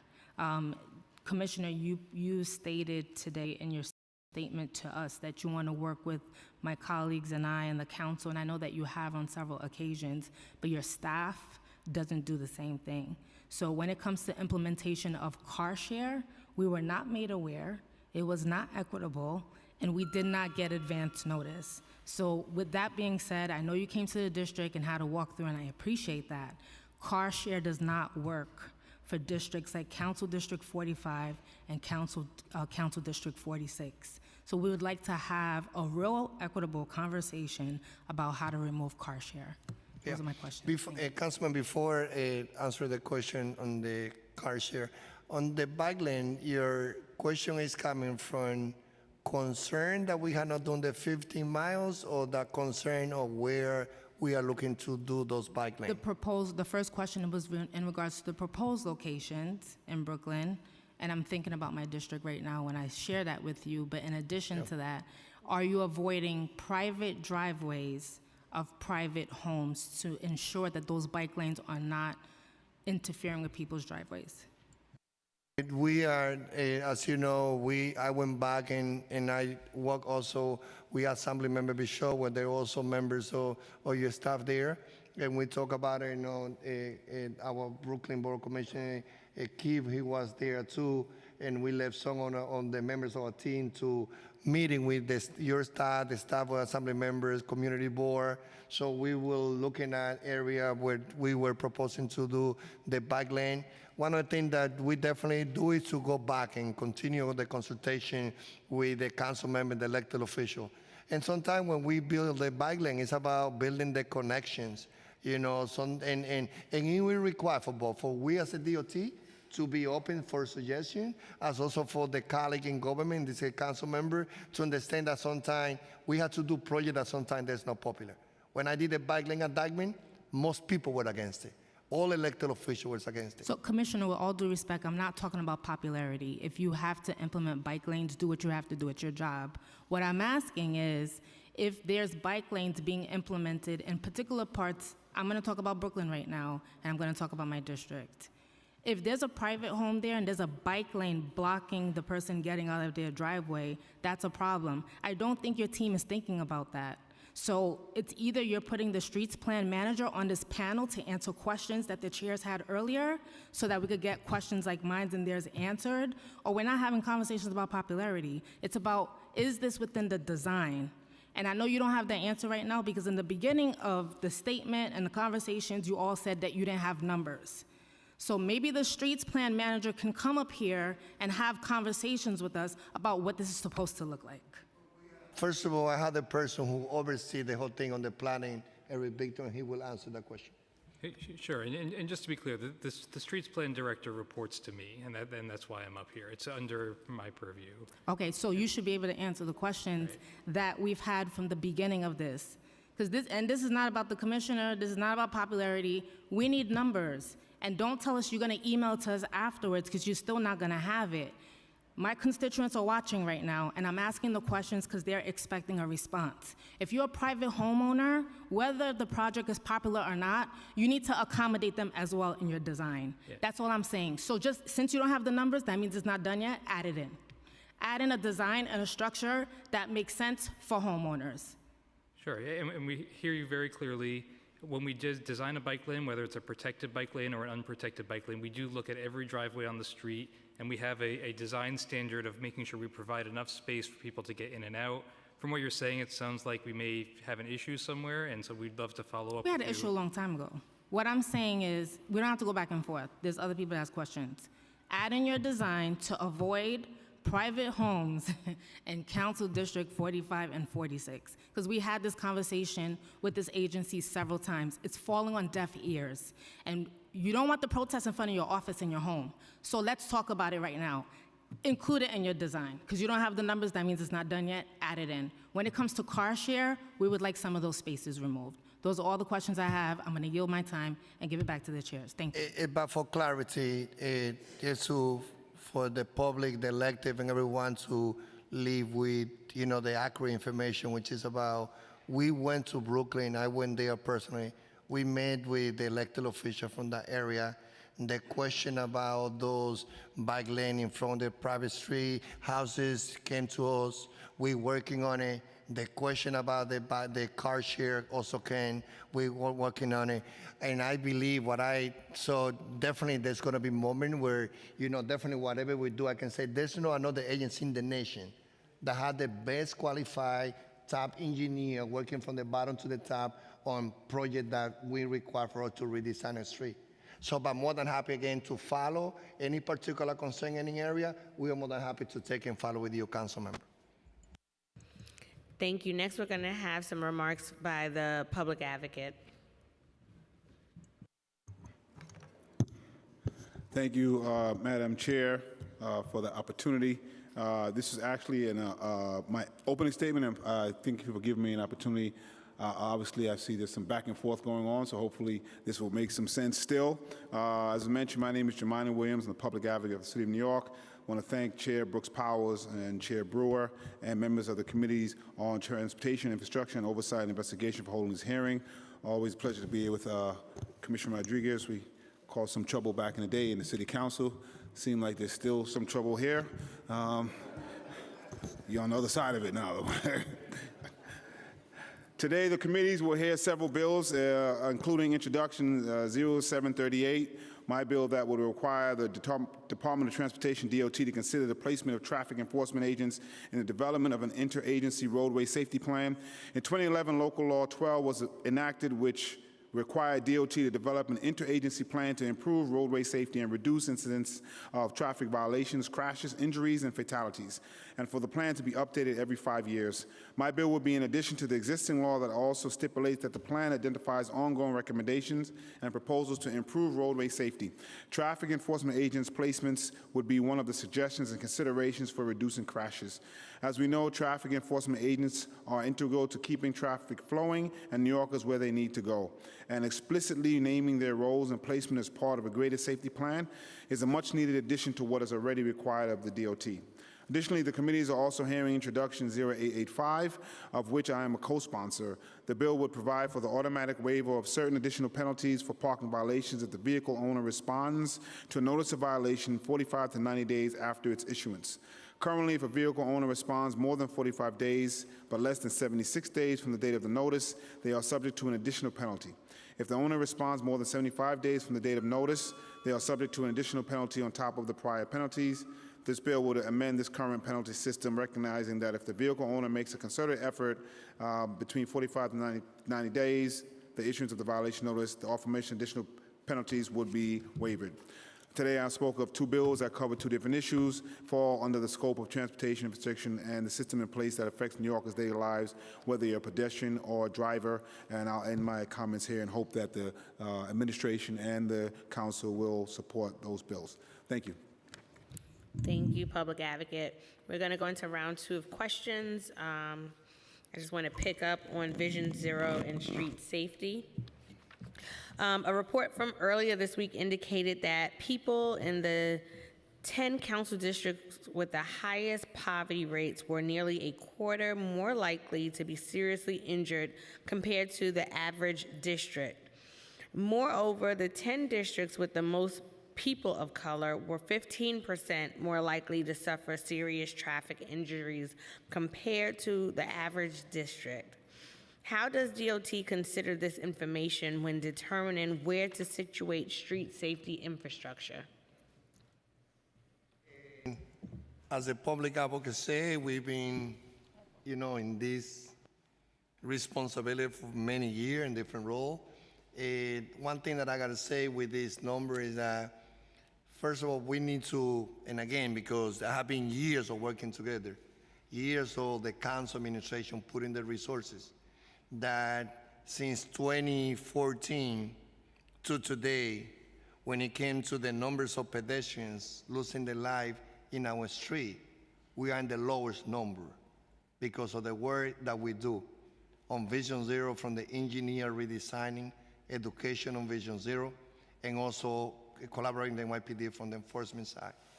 So I feel, again, when it comes to those data, we look at these numbers by the end of this year, and I can tell you this number on severe injuries.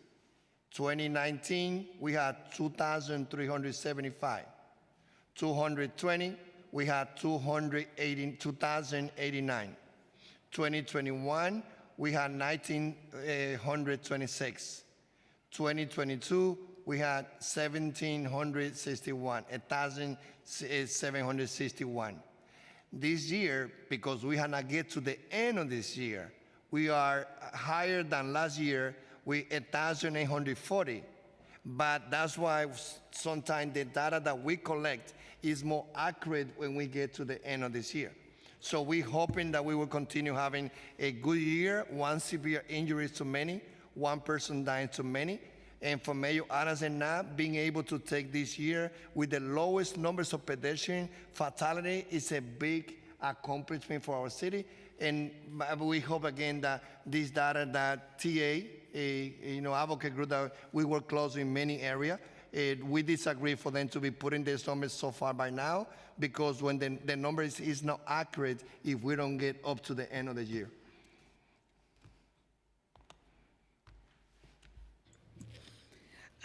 Just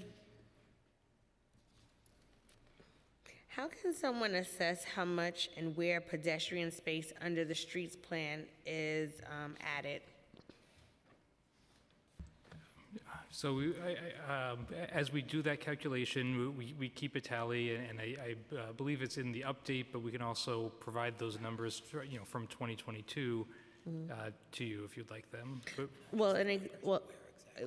I want to also know locations, not just the numbers. So, for example, promise for 2022, page 77, but not implemented in 2022 was pedestrian space, particularly in my district, Brookville and Edgewood.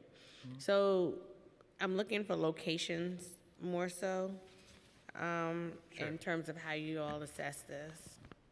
Yeah, so we can do a list of how much pedestrian space by each location where we did it, and it's any space that is fully pedestrianized, so it's not shared space, it's space separated from vehicles, and we, as the commissioner said, we are guided through the priority investment areas to make sure that we're serving all over the city. We also look very closely at crash data to make sure that we are doing projects where the crashes are highest. And something that we've studied over the years is making sure that not just as the commissioner said, that those serious crashes have been declining substantially citywide, but also that that's happens all over the city. That we can break it up by income groups and by racial divisions, and we're very proud to see that we are bringing down injuries by the same amount, if not more, in low income and communities of color. So we are very focused on that, and we think we're seeing those results. Thank you. Moving on to Equity and Streets Plan. I want to acknowledge the work that DOT has been doing to advance equity in infrastructure. We like to explore all avenues to do more. Do you agree that there are communities in this city that have historically not received enough infrastructure investments? On his administration as a commissioner, for decades, New York City were not paying attention to underserved community. I can say that someone that was there questioning agency is the first time that we are giving so much priority to spread the investment, to look at the working class community that never received those dollars, to be sure that they are included as we redesign. As I said a few days ago, we DDC finishing a grant concourse, a $60 million project that has improved the safety of pedestrians and cyclists, especially senior citizens with pedestrian island resting area. And we feel that, what we have seen in each borough, I have been from Staten Island to Brooklyn, Queens, Bronx, in Manhattan, being sure that it's not only the great project that we're doing at Broadway, the Broadway vision, which is very important, but also going across the 5 boroughs to different socio-economic, ethnic background community. So this is a top priority, Mayor Adams, again, putting the dollar, not only the word. Do you count every street you pave and every speed hump you install? Yes. And do you distinguish between infrastructure spending focused on keeping people safe, like protected bike lanes and daylight infrastructure, and spending that improves comfort, like fixing roads and upgrading bus stops? Yes, we take all of those into account. Some of them are cost more money than others. Some of them take, political will or other things more so than money. So that each one is different in its own way. And do you track how safety metrics like accidents or serious injuries correlate with these priority investment areas? And have you found that underinvested areas are also more dangerous than average?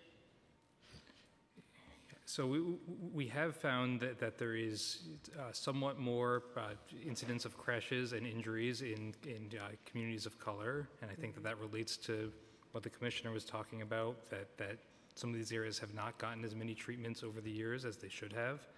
But we are very happy that in the work that we've been doing, we have been investing in those communities, and we have been bringing down those crash and injury rates.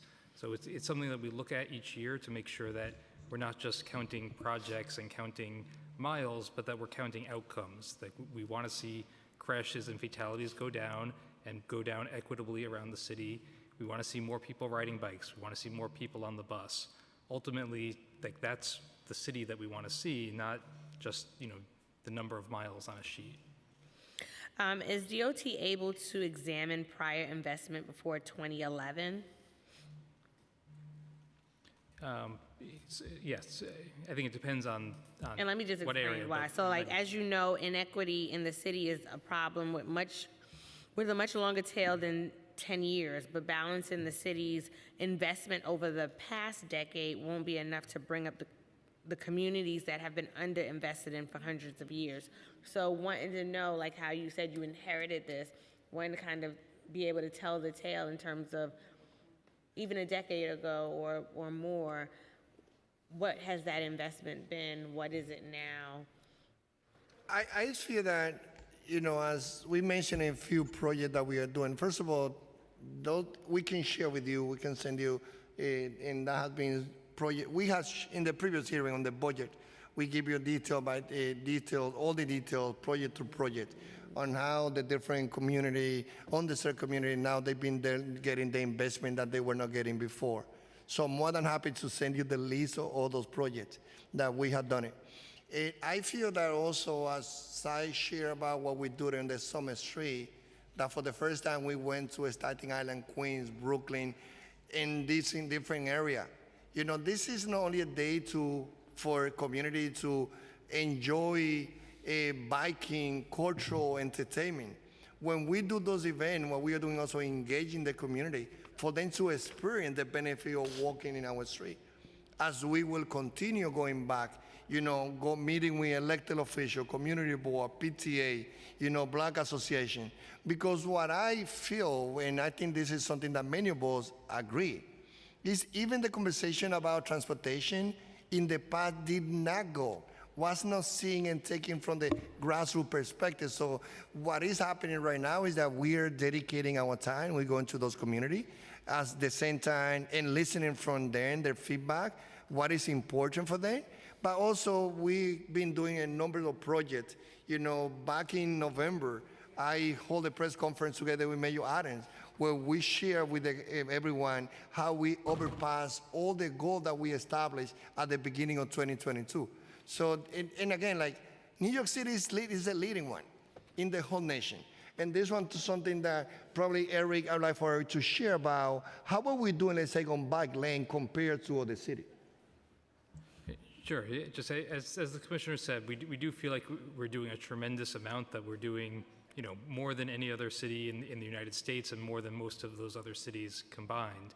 So we hear you. Like, we want to do more. We're always striving towards all these goals. But we think we can be very proud of the work that we're putting out on the street, both in terms of the quantity, the quality, in terms of using more concrete on bike lanes, not just doing miles for miles, and again, in the outcomes, that we're seeing record numbers of New Yorkers on bikes, that we're seeing incredibly low numbers of pedestrian fatalities. We think that the amount of work we're doing is really paying off in those results. And Chair, I want to highlight also how also we work with some partner. Like here we have Ken Baxiba from Bike New York, that not only we are so proud for Bike New York to hold the largest bike tour in the nation and the second largest one in the whole world, but also how his institution is working with in partnership with DOT, training inmates coming from Rikers Island to give them a second chance, learning to be mechanic. How they also partnered with Biketober on how during the month of September, October, we're going across community, especially underserved community, to expose adults that have never had the experience on how to ride the bike, for them to ride the bike, but also to learn the benefit of biking. To understand that biking cannot be something only of upper class, middle class, people with high level academic degree, but the working class has to see that when they bike, they're healthier, it's good for the environment, and it's good for the economy too. So And how long will it take DOT to significantly raise the level of investment in historically underinvested areas to the point that they are on par with the city average? This is a social class discussion. This is something that we hope that in our time, as elected officials and serving administration, some in administration, or they came back to now elective, and any change we make, you know, this city has not gave priority. We did the outdoor diner. And you know, before COVID, the outdoor diners known as the sidewalk was only most of them, more than 80%, they were down 59th Street. Now we have the outdoor diner, which is in the 5 boroughs. We're giving the opportunity to working class community to know having a restaurant with a table and a chair in a community that you didn't have it before is something that is your right. So we will commit it. We're committed, and again, more than happy that you continue making us accountable for us to accomplish those goals. But I can tell you is that on Mayor Adams' leadership, this equity is not a word, it's an action. So what measures or initiatives do you have in the pipeline to accelerate progress towards this goal? Eric can, you know, share more few details, but I can tell you that, as I said, I took this agency, and again, I did 27 miles of bike lane last year. On the Commissioner Janet on the Bloomberg, she did 7. But I would not be able to be in 27 miles without Bloomberg administration to start at the 7 mile. So one of the things that we also celebrate in the city is the value of continuity. And we feel again that, you know, there's many areas that we will continue. What community want is project. Community wants to be sure that we develop, improving safety in the intersection. The pedestrians are, as they are right now, in the safest year. And I want for the advocate to highlight that part. Since 2014 to today, look at the traffic data of fatality on pedestrians. That's the result of TA, Family for Safer Street, going to Albany. We working together, DOT, council member, putting the resources. And sometimes we work so hard and we don't stop to celebrate those changes that we made. Yes, we are dealing with some also cyclists unfortunately losing their life, but there's an increase of motorcyclists. As we say, 200 million bike ridership in 2022. It's the biggest number. And that's why we are working so hard to redesign, to do more bike lane, to do more protected bike lane. So this is a word again. Sometimes when you look at the number, New York City has more bike lane than even 3 or 4 cities together in this nation. We are the role model that all the cities are looking at us, and we will continue working together, but it will take time. It will not happen overnight, but we're proud of all the accomplishment that we've been able to produce under our time in Mayor Adams' administration. Thank you. It would be great to know once DOT has identified what measures or initiatives, what they are. In terms of other bills that we have being heard today, I just want to ask a few brief questions before I pass it on to Chair Brewer. Regarding Intro 261, will DOT be considering curb extensions as a part of their new curb management plan? If you don't mind. So the answer is yes. Great. Great. Regarding Intro 738, when was the last interagency roadway safety plan released? What is the process for developing that plan? So this plan has been incorporated into our Vision Zero geography updates. So we released the most recent one of those earlier this year. and we are continuing to do it. I believe the public advocate had a bill. We were working with him on a schedule, so we tend to do it every 3 or 4 years. But we work with the police department much more often than that. Right? We have a standing monthly meeting where we talk about things like TEA placement, as well as many other individual interactions. Regarding intro 1026, has DOT considered locations for a potential bus depot in Flushing? And are there any concerns? First of all, that's the DOT, that's the MTA responsibility, as you know. We are more than happy to be part of any task force, but this has to be a leading initiative by them. Thank you for that. And regarding intro 885, what concerns does the Department of Finance have about implementing such a program? Looking from the respondent's perspective, we believe that the respondent will postpone addressing the violations, and in the end, they may pay additional penalties, and tickets will also accrue interest. Okay. I think the way I took it in was that they're acknowledging this fine and there's an intention to pay it. It's given a little bit more room, but you're thinking that they may use that time and still not pay? Yes. And then I have to ask this question of DOT because a few of my constituents asked me this morning on my way here, and I know they're probably watching. In terms of the street signs in our community, a lot of them are faded. And, there have been members of the community that have called and asked for the signs to be changed out. And they've been told by DOT to go in the community and survey it and then let them know where these need to be done. Is there anyone in DOT responsible for looking at these signs, like in terms of the maintenance aspect, to know when these signs need to change out? Because in Southeast Queens in particular, there are a lot of intersections that are either missing signs or they have faded signs where you cannot see them. First of all, we have great borough commissioners. I can say most of them, if not all of them, they're here. And the reason why... Where's Commissioner Garcia? Okay, just making sure mine is accounted for. One of the things that since the first hearing I do it to be sure when I hear all my commissioners are here so that they can follow up. It's about building trust and the type of work between commissioners, Mike as a commissioner and you as a council member. So I think that we do a great job. With the number of street signs that we had, there's so many, we do the inspection through those, but more than happy again, if there's any particular case, the Board of Commissioners should be able to follow it. So Commissioner Garcia, I believe my staff has sent it to you. We could do a pull aside here so you could give me an update on it, but I know they've already submitted some locations specific to my district.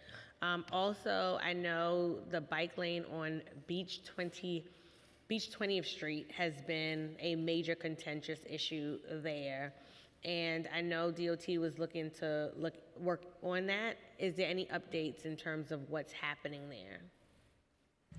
Yes, we've definitely heard about that, the issues there, and we've seen it ourselves. I think we're trying to get out very quickly and get some green paint down because we realize it's not as clear as it should be that it's even a bike lane. It's hard to blame people for parking in it when. But also there's a hump, so seniors are tripping on it. And then I want to know, was the fire department from the big house that's located right on Central, were they consulted when you selected that location? That's generally the major corridor to get to St. John's Hospital for them. And I have video where they cannot get down that block in emergencies. And it has increased their response time to emergencies on the peninsula. Yeah, so the answer is as part of every capital project, we review it in detail with the fire department. They get everyone to review. We take their comments, we take them seriously and incorporate them. That said, if a project gets built and we see issues, we recognize we need to go back and make changes. For example, on that corridor, we've been adding a lot of free loading zones to try to reduce the double parking and make it easier for that street to get through. So I think we are actively responding to it, but I think we're happy to sort of keep working until it's right. Some of the feedback I've gotten from the fire department in particular has been they are often not consulted or consulted very late in the planning stage of it. in the peninsula, we're a peninsula.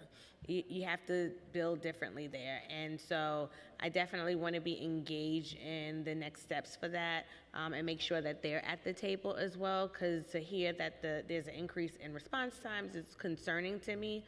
And also in terms of traffic, yesterday it took me more than 43 minutes to get from Auburn to downtown Far Rockaway.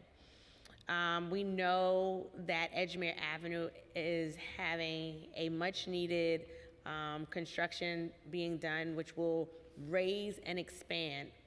Edgemere Avenue is our evacuation route on the peninsula. That's first. A stretch of Edgemere Avenue is closed due to construction. There are no bodies that are out there to direct traffic.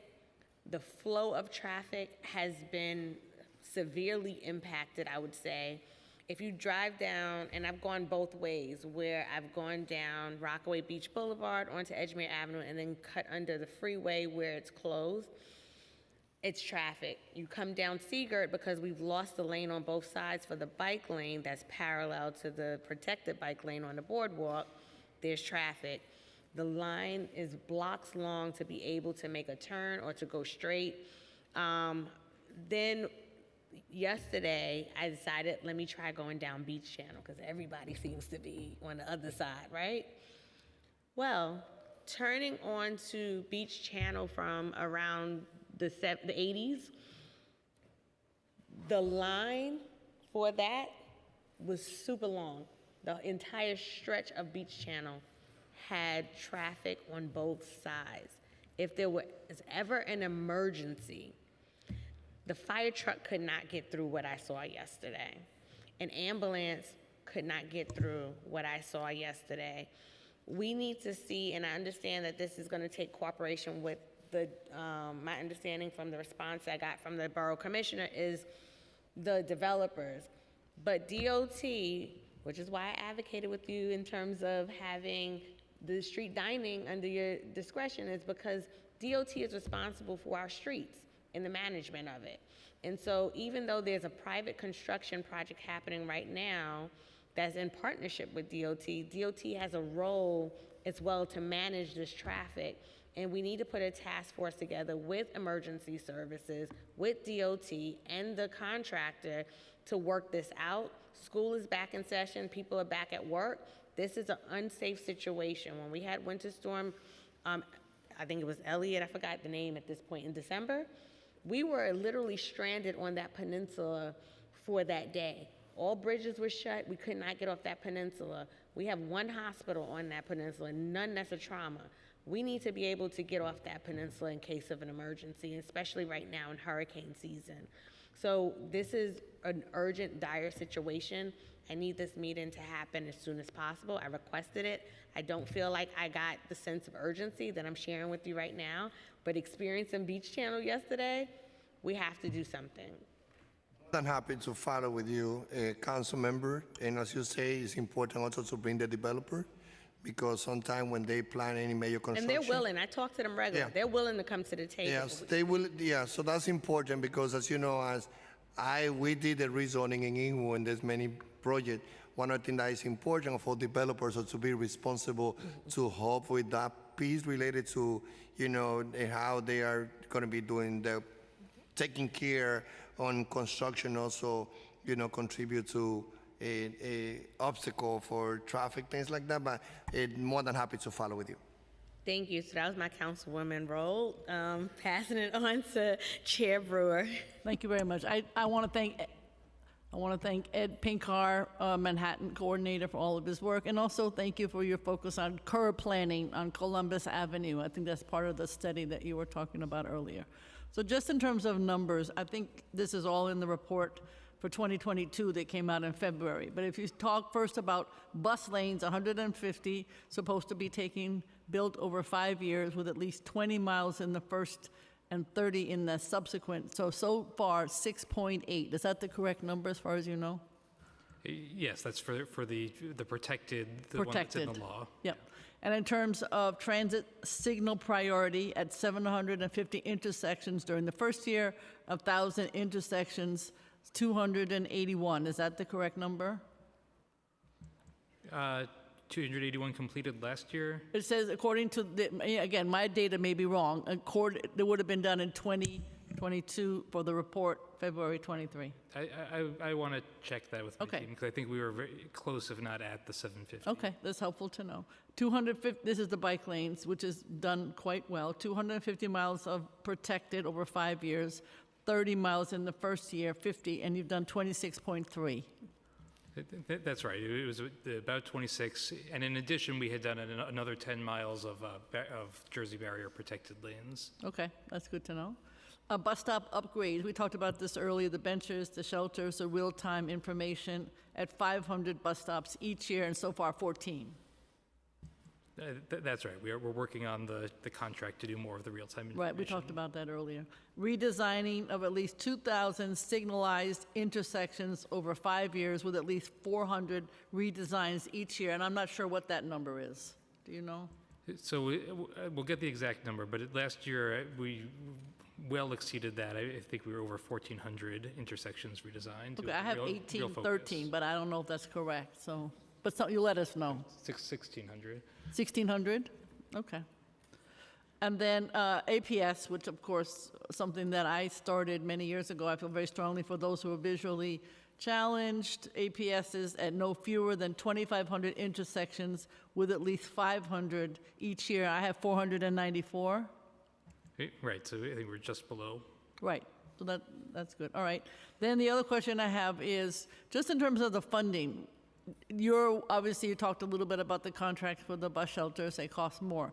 So do you have enough money to do, say for instance, leaving that aside, the other projects? Are they all more expensive? Are you within the ballpark of the capital funding?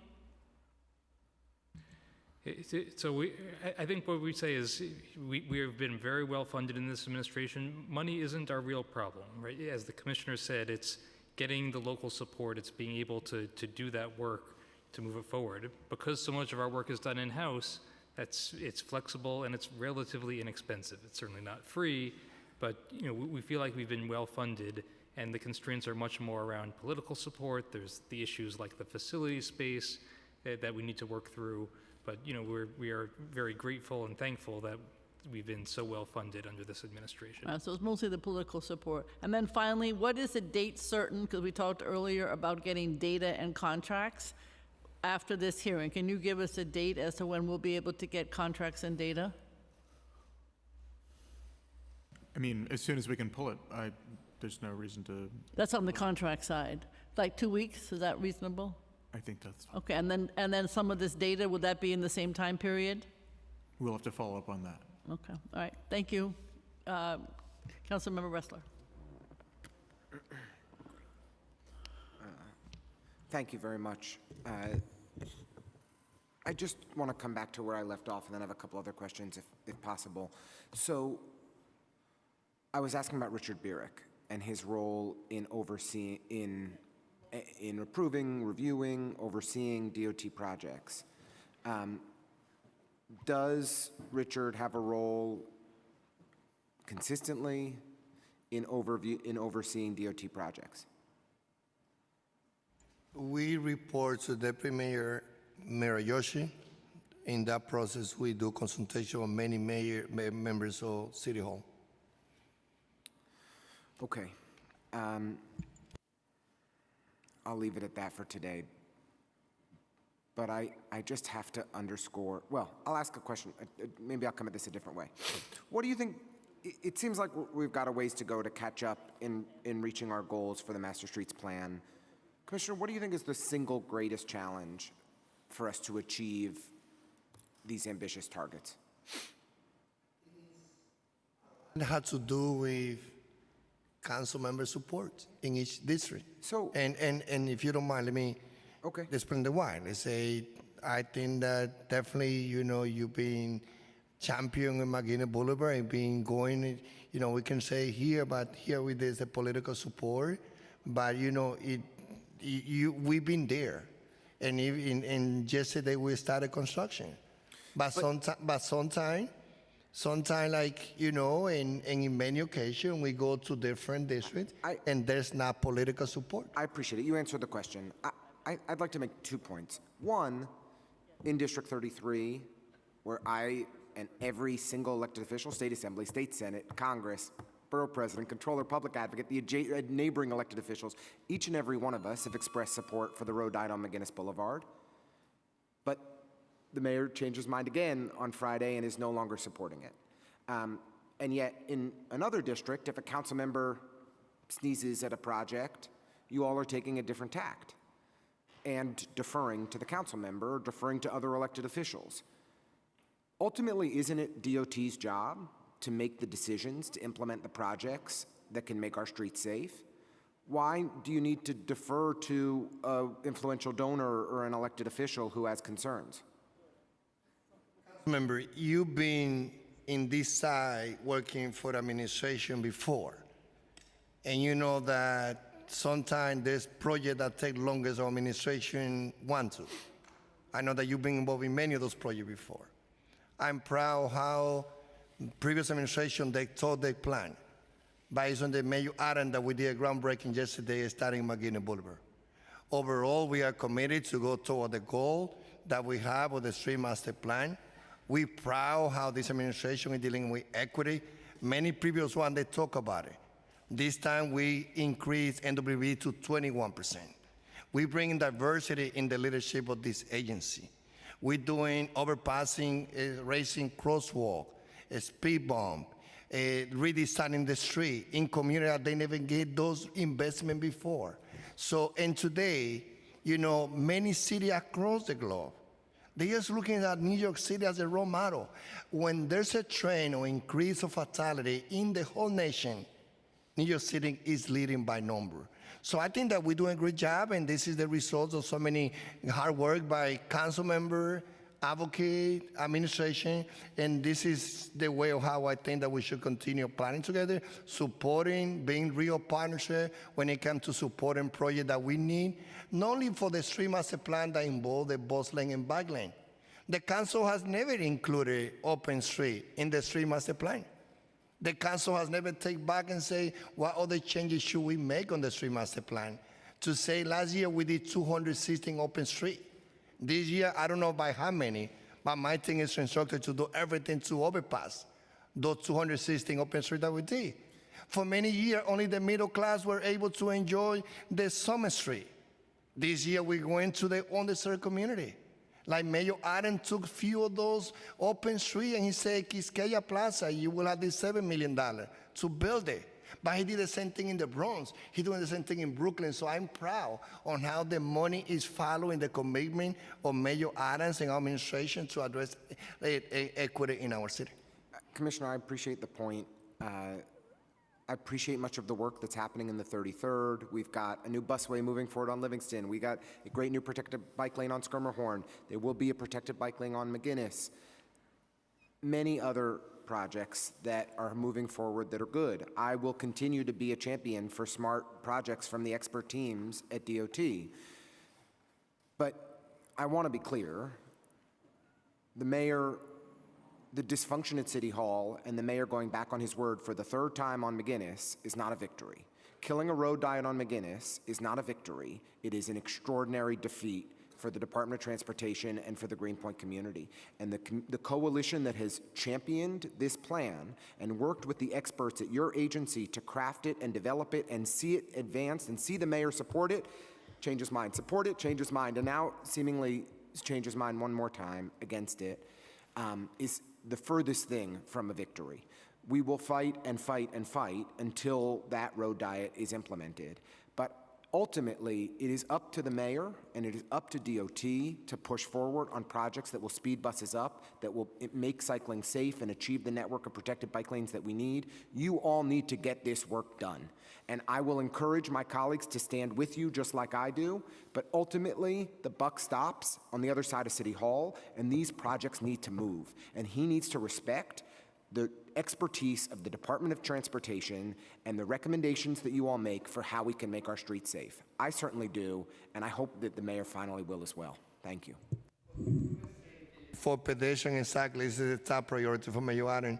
He has said the traffic violence is similar to gun violence, and the numbers speak by itself on how we're improving safety for pedestrian and cycling. That's why many cities in this nation, they're looking at the great job that we're doing here at DOT. But we're seeing project after project get killed by the political operation at City Hall. He says that he believes in these things, but the proof is in the pudding. The proof is in the results. And I know that you want to do these projects. Your heart is in the right place completely, and your team is good. You've hired good people. The agency is trying, but the political side of City Hall is killing at project after project, and our city is hurting as a result of it. People will die as a result of it. Okay, thank you. And thank you, Commissioner, and to the DOT team and Department of Finance for coming today. I hope that the next hearing we are able to talk through some real numbers. We know that these hearings don't happen every single day, and we all have a responsibility. And our responsibility is oversight and making sure that the agencies are doing what they're supposed to do. And that, in this case, it's upholding the law and the mandate. And so we will be following up with the areas that we were unable to get numbers. And I hope that in the response this time, we get some numbers. So thank you once again. Now we will move to, thank you. Now we'll move to public testimony.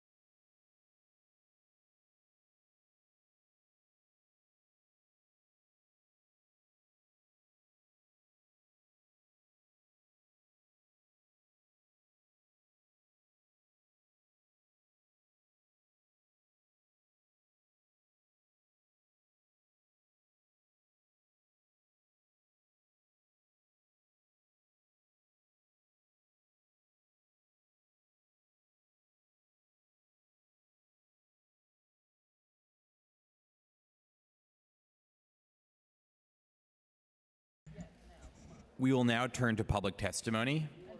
Each panelist will be given 2 minutes to speak.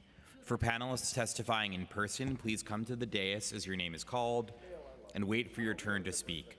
For panelists who are testifying remotely, once your name is called, a member of our staff will unmute you and the Sergeant-at-Arms will give you the go-ahead to begin. Please wait for the Sergeant-at-Arms to announce that you may begin before delivering your testimony. We'll begin with in-person testimony. As mentioned, first we'll have Jean Ryan, Alia Sumro, Elizabeth Adams, and Kate Brockwell.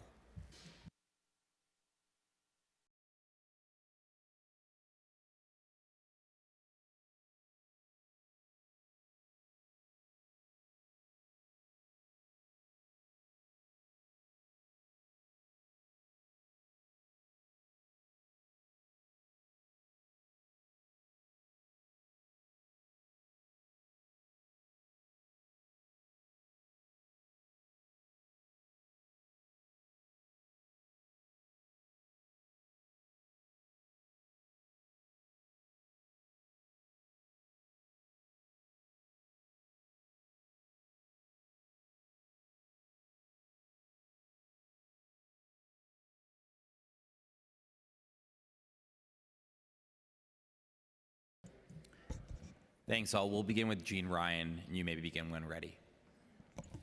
Hi, I'm Jean Ryan, President of Disabled in Action of Metropolitan New York. We're in support of Intro 261-22, but we think it's just a drop in a very big bucket, and we think that way more daylighting needs to happen. Every day, pedestrians are hurt or have very close calls crossing the street in the crosswalk. Some are killed, like the woman in Chinatown last Friday who was run over by an accessorized vehicle. Daylighting should be everywhere where a vehicle could turn into an intersection. Oversight issue, and then I'm moving on to oversight issues, and it's not a complete list. DOT needs to step up and do better in the following ways. fix missing or non-ADA compliant pedestrian ramps faster in all neighborhoods in all boroughs. For example, Broadway in Manhattan was surveyed in 2015 by then Manhattan Borough President Gail Brewer, and most corners were unacceptable. 8 years later, conditions are the same, and many corners are totally not able to be traversed in a wheelchair, and we must go in the street with traffic. That's dangerous, and we all know that. Another thing that DOT needs to do is set all traffic lights to give seniors and people with disabilities a fair chance at safely crossing the street by using leading pedestrian intervals as well as walking speeds set to 2.5 feet per second instead of the current settings of 3.5 to 4 feet per second. DOT must do daylighting at every intersection so pedestrians can be safe. Absolutely do not allow any parking at any T intersection pedestrian ramps. Fix inaccessible bus stops, such as the ones on Shore Road and Bay Ridge. Fix broken sidewalks and have a better program to correct sidewalks. And redo streets and roads that have more potholes and patches on them than smooth surfaces. Thank you.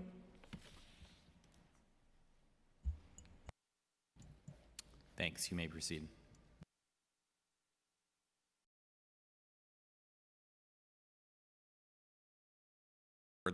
The order that it was called in, Aaliyah. Okay, thanks. No worries. Good afternoon. My name is Alia Sumro, and I'm the Deputy Director for New York City Policy at the New York League of Conservation Voters. Thank you, Chair Brooks Powers and Brewer, as well as members of the Committees on Transportation and Investigation for the opportunity to testify today. I have submitted longer written comments online. NYLCV believes that all New Yorkers should have access to clean and sustainable modes of transportation to improve our city's air quality and combat climate change. Efficient and accessible mass transit, pedestrian and cyclist safety, and smart street design are crucial to achieving these goals. NYLCV fully supported the passage of Local Law 195 in 2019, which directed DOT to issue and implement a transportation master plan every 5 years to improve the safety, accessibility, and quality of the city's streets for all New Yorkers. With a comprehensive citywide vision, New Yorkers can more easily pursue sustainable and safer modes of transportation, move away from our dependency on vehicles, reduce air pollution, and breathe cleaner air as a result. This law is also another tool to help our city reduce greenhouse gas emissions and help the states meet its greenhouse gas reduction goals laid out in the CLCPA. Lastly, implementing the NYC Streets Plan is vital as we near the full implementation of congestion pricing. While the COVID-19 pandemic disrupted many aspects of the plan's initial implementation, we urge the city to get back on track and timely and equitably implement installing protected bus and bike lanes. The city is far behind on many milestones laid out in the Streets Plan. For instance, although the 2022 benchmark target for protected bus lanes was 20 miles, only 4.4 were completed last year. Moreover, as we near the implementation of congestion pricing, now is the time to improve mass transit and micromobility. Simply put, congestion pricing will not result in the declines of congestion and air pollution that we expect and need if the city does not invest in protected bus and bike lanes as well. The investments that London made in buses ahead of their congestion pricing plan taking effect, and the investments in both buses and bikes that they made throughout the program's existence are instructive for New York. Timely implementing the New York City Streets Plan is more crucial than ever if we are to improve safety, accessibility, and the quality of our transportation network. We urge the city to fully and equitably implement it. Thank you for the opportunity to speak. We've also been joined by Council Member Velasquez. Good afternoon. Thank you to Chairs Brooks Powers, Chair Brewer, and to the committees. I'm Elizabeth Adams, Deputy Executive Director for Public Affairs at Transportation Alternatives. The Streets Plan was enacted by a supermajority City Council vote because it recognized that for far too long, we've not been using our streets in service of our communities. It recognized that there is a better way to design our public space and put the interests of millions of transit riders, pedestrians, and our city's mobility needs front and center. It is a legal requirement that includes mandated yearly benchmarks. want to thank the chairs for pushing on this point, because as of now, we are even further behind on our 2023 bus requirements than we were at this point last year, and we never even met our 2022 goals requirements. In addition to the 30 required bus lane miles and the 50 required protected bike lane miles, we also need to implement 1 million square feet of new pedestrian space by the end of this year. It is already September. The hesitancy to provide even basic numbers of progress is alarming. They're annual metrics for a reason, so that we don't continue an outdated system of ad hoc piecemeal measures, but so we have a real citywide network with better bus access, better pedestrian green space, and safer bike infrastructure, no matter what zip code you live in.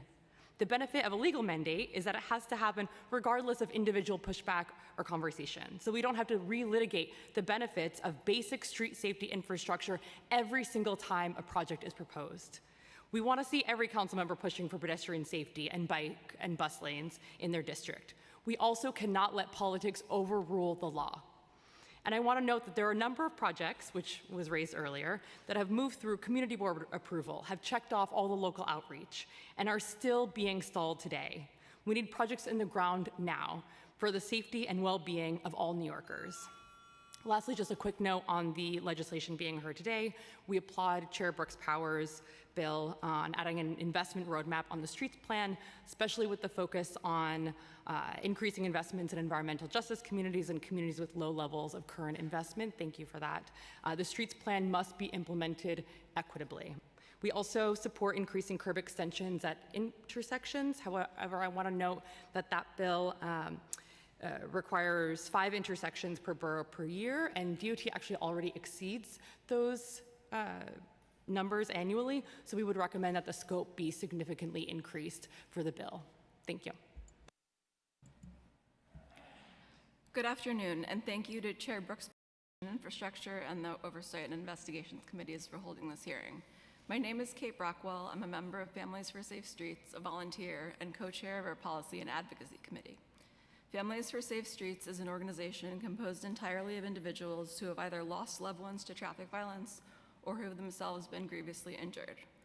Traffic violence is a crisis that impacts so many of us. Crashes kill more New Yorkers every year than gun violence. More than 1,000 pedestrians, including 100 children, have been killed in New York City since the launch of Vision Zero in 2014. Black, Latino, and Asian New Yorkers make up a disproportionate share of those killed. In total, an astonishing 30% of New Yorkers have been injured in traffic crashes, and 70% know someone who was either injured or killed. And for every person who dies on New York City streets, 11, like me, are seriously injured. I was hit by a car on Houston Street on December 31st, 2017. It was a frigid day, 5 degrees and overcast, without a single ray of sun to potentially cause glare for me or a driver. The sidewalks and roads were dry. I was running boring holiday errands.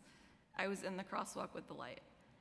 I saw the driver before he'd been stopped at the northwest corner of Elizabeth, and I tried to make eye contact with them. However, due to the design of the street, they were 100 feet away from me. When I was about 2/3 of the way to the median, 4,000 pounds of metal, rubber, and plastic crashed into me. The force of the vehicle hitting my leg caused something called a closed degloving injury. The shearing force tore the layers of muscle, fascia, and viscera apart from the skin and tore my lateral meniscus. I felt my leg tearing apart. When I look back on the crash, though I have a lot of trauma still about it, I also feel anger and sadness and frustration because every crash like this is preventable. In 1940, Houston Street was widened to facilitate Robert Moses's plan to build a highway connecting the Williamsburg and Manhattan bridges to the Holland Tunnel. It was a street that was dangerous by design.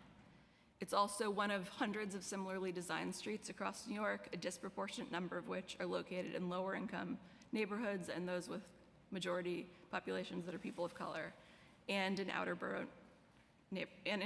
boroughs.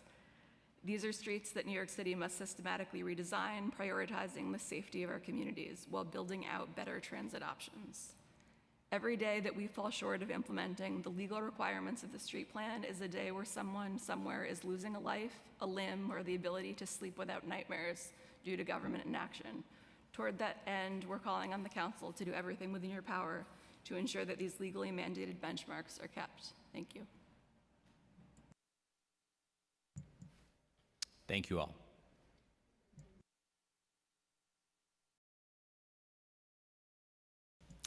We'll now call up our next panel, Jolise Race, Ken Podziva, Lisa Daglian, and Michael Ring.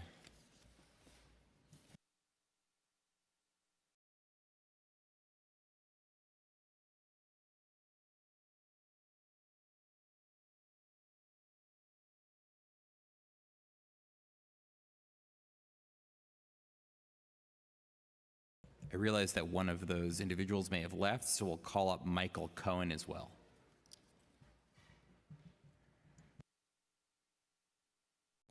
Michael Cohen, yeah.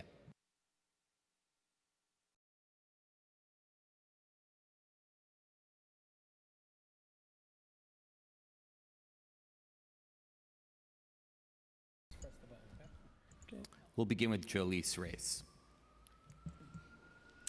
Hello, everyone. My name is Jolise Race, and I am testifying on behalf of Riders Alliance. I'd like to thank the Committees of Transportation and Infrastructure and Oversight and Investigations for convening today to better understand how the city can work towards achieving its mandates of the New York City Streets Plan. The Streets Plan envisions sweeping changes that require the mayor and DOT to make our streets safer for pedestrians and cyclists and speed up buses for millions of riders. And the city's millions of bus riders who are taking the nation's slowest buses on congested streets every day cannot wait any longer to get this done. We are deeply concerned and dismayed that despite the Streets Plan going into effect at the beginning of last year, we've since seen progress slowed and stalled. The law states that Mayor Adams and the DOT must implement 150 miles of bus lanes and busways by 2026. So far, we've only seen a few miles completed, when in previous years, DOT was able to complete many more. Bus riders are particularly concerned that projects are being stalled due to internal politics and powerful forces who don't want any car space being taken away on city streets, particularly in neighborhoods with the greatest number of bus riders. We all know that for our city to work, bus riders, cyclists, and pedestrians need space on our city streets too. And on Fordham Road, where 85,000 bus riders are stuck waiting in extreme summer heat only to board crowded buses, we've seen wealthy business owners and lobbyists who don't even live in New York City exert political influence to derail a project that would help so many riders right away. This is on a corridor where the vast majority of people rely on public transit every day, and where more than 70% of constituents support the project. Riders Alliance alone has organized over 1,000 bus riders in support of this project. What we are missing is real leadership to get these projects done, to make sure that the majority voice of transit riders is heard and not drowned out by well-funded local interest groups. We are here to ask that Mayor Adams and the City Council members to commit to meeting the mandates of the Streets Plan and giving critical projects like Fordham Road the green light. Thank you. Hi, good afternoon. I'm Lisa Daglian, the Executive Director of the Permanent Citizens Advisory Committee to the MTA, PCAC. PCAC is the official voice of riders of New York City subways, buses, and the Staten Island Rail, Long Island Railroad, and Metro North. We thank you very much for holding this hearing today on issues that are critical to transit riders around the 5 boroughs. When the Streets Plan was first introduced, we were thrilled to hear about the city's ambitious pledge and legal requirement for 150 miles of new bus lanes and busways by the end of 2025. Bus lanes and busways have proven to substantially speed up buses. And with New York City's buses among the slowest in the nation, we can't wait until they can finally move faster than a chicken, which you may know can move up to 9 miles an hour. Buses don't go that fast. We've heard from riders, and we've all experienced the frustration, inconvenience, and real-life consequences of riding in a bus and being stalled, delayed, and just stuck behind cars, trucks, and delivery vehicles. The Street Plan commitments, when enacted, will make a major difference for riders, and we're counting on the mayor and city DOT to ensure their milestones are met, and we're asking you to enforce those. A plan without action is a piece of paper. Fordham Road is a busway whose time has come, and that has to happen. Otherwise, tens of thousands of people are inconvenienced for the politics that are holding it up. Unfortunately, we've heard today extensively that the city is currently far behind its streets plan bus lane targets. We've heard it extensively, but with frustrating little detail. Bus stop upgrades are also sorely behind schedules. We propose expanding zoning for accessibility to include bus stop upgrades to incentivize developers to foot the bill and complete installation where there may not be an eligible subway station nearby. We support many of the intros that are being discussed today, as they will help to improve street safety, access to curbs and buses, and to transit itself. We do not support the intro 0885-2023 that would waive some penalties for parking violations. As transit riders, we strongly support congestion pricing, or as we like to say, decongestion pricing. It will help reduce traffic, improve air quality, and raise vital funds for critical transit projects. But it's also essential that we get transit right so that we can draw riders onto our system, and that includes making sure that the buses work for everyone. Thank you.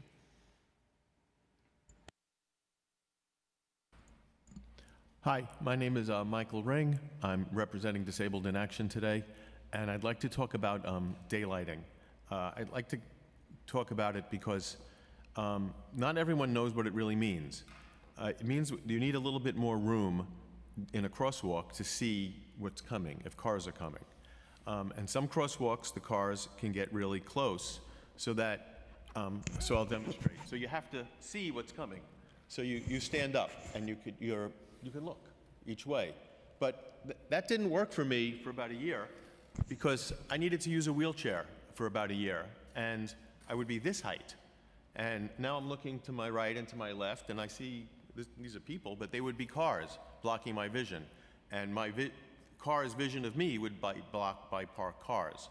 So this program to add more daylighting is about safety.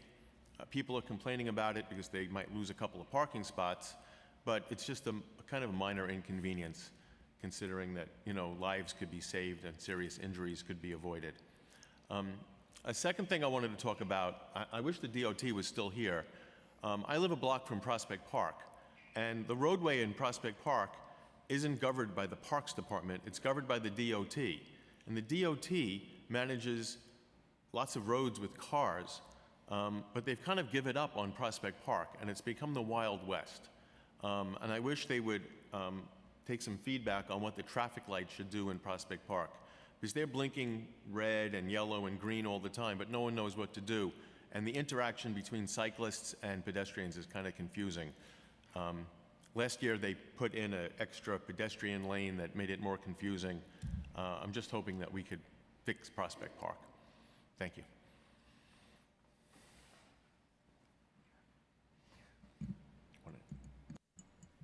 Hi, my name is Michael Cohen, and I'm from the 504 Democratic Club. I would like to say that there has to be a lot of work done to improve bicycle safety and bus service in New York City. I am fully in support of congestion pricing and think that it's a great initiative.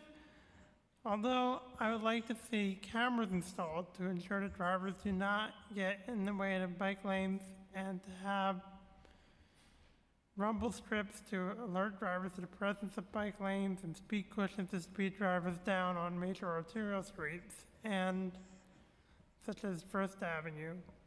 And I would like to see the bus service improved. I'd like to see more frequent bus service and more bus lanes, which are of a better kind than they have now, like more bus-only streets and more busways and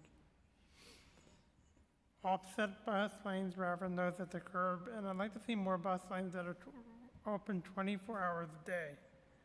So that when you take a bus, you know that it's going to be a faster trip and the bus is not going to get stuck in traffic. And I'd also like to see an increased number of accessible cabs in New York and an increased number of accessible van service with ride sharing and things like that. And I'd like to see more subway service more frequently on the A train, where I think that service is not frequent enough. it comes every 20, 30 minutes. I think it should come more often than that, because sometimes I'm taking the A train, and it takes me a very long time to get a train to where I'm going to. I have to go from,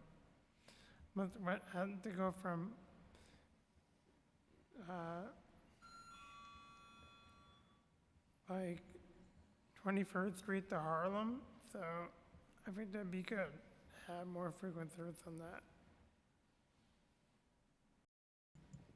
Thank you very much. We'll now call on the next panel.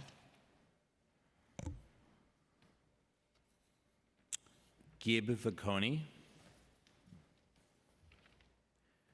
Tantro Cabrera, Patrick Fromuth. Okay.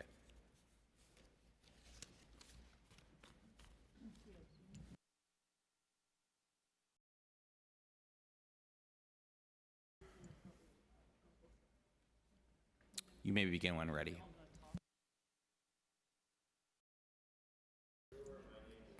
Please put on the microphone. Thank you.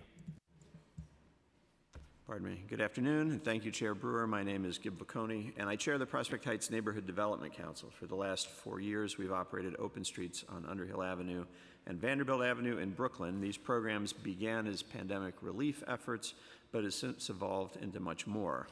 Underhill Avenue, which is a Vision Zero priority street and home to a public lower school and a playground for young children, saw car crashes fall by more than 50% after the Open Streets program began. It has since led to a pedestrian plaza being established at the avenue's north end, which is now used for passive recreation and popular weeknight programming for adults and children. In fact, we have a yoga class tonight at 6:30 there. While helping local restaurants survive indoor dining restrictions, the Vanderbilt Avenue Open Street was adopted by residents in ways we didn't anticipate. People came with blankets and picnics. Families brought tables and chairs to have dinner in the street together, and we've even had more than half a dozen couples celebrate weddings there.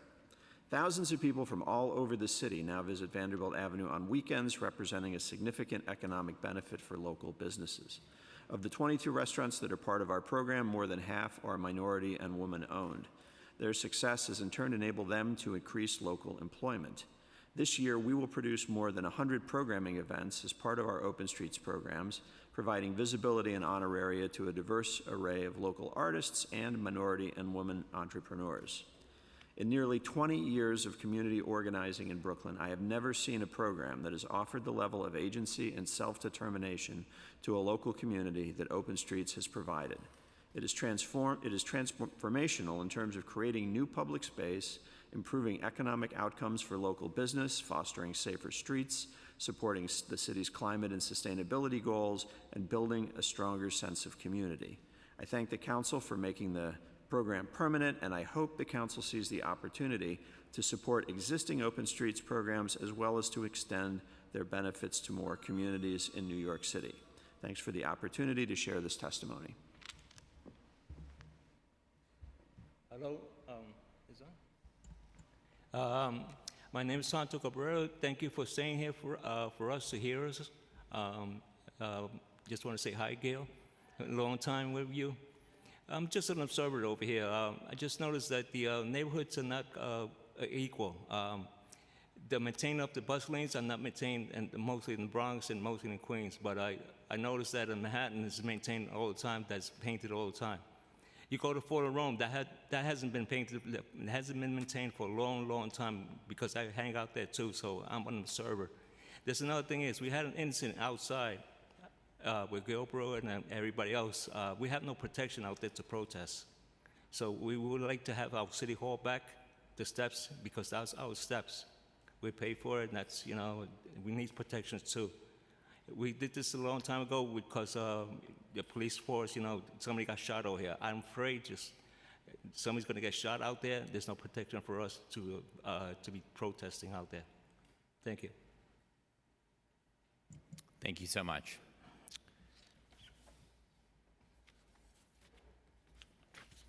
We will now turn to remote testimony. You guys are done. You're done. Thank you so much.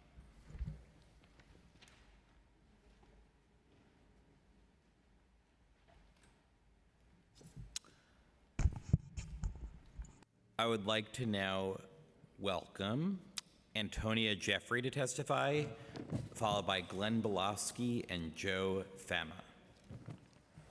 You may begin.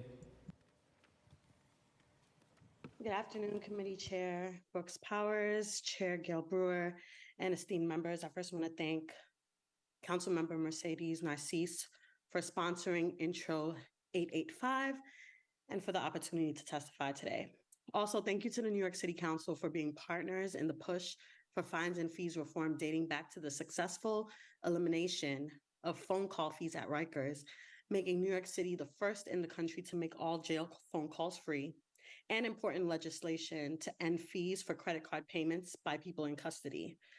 I have confidence that the council will continue to be an advocate for eliminating fees and ensuring fines are equitable, as reflected in the overwhelming support for Intro 885 by almost the entire council, including many of you, Councilmember Powers, Councilmember Cruz, Councilmember Ressler, and others who have been trusted partners in previously related reforms, as well as New York City Public Advocate Jamani Williams, who has demonstrated support to decriminalize poverty on all levels of government. My name is Antonia Jeffrey. I'm the New York State Director at the Fines and Fees Justice Center, a national organization that seeks to reform the use of fines and fees that harm communities and distort justice. In addition to our national work, FFJC works in our focus states, including New York, building replicable models for comprehensive reform. That is eliminating all justice fees, ensuring fines are equitable, and ending draconian collection practices that punish and criminalize poverty. As FFJC's New York State Director, I lead our state and local campaigns throughout New York, and I'm here today because we support the immediate passage of Intro 885. This reform is a good first step, but it is not enough. The council's goal should be to eliminate all justice fees and ensure that any fine imposed is proportionate to both the offense and the individual, and ultimately to end the system of taxation by citation that has a disparate impact on low-income New Yorkers and particularly— Time expired. I'm sorry? Time expired. Okay. If you could just submit the rest of your testimony in writing. I will. I have submitted it, and I will submit an updated version. Perfect. Thank you. Thank you so much. We'll now hear from Glenn Belofsky, followed by Joe Fama and Kathleen Collins. Starting time.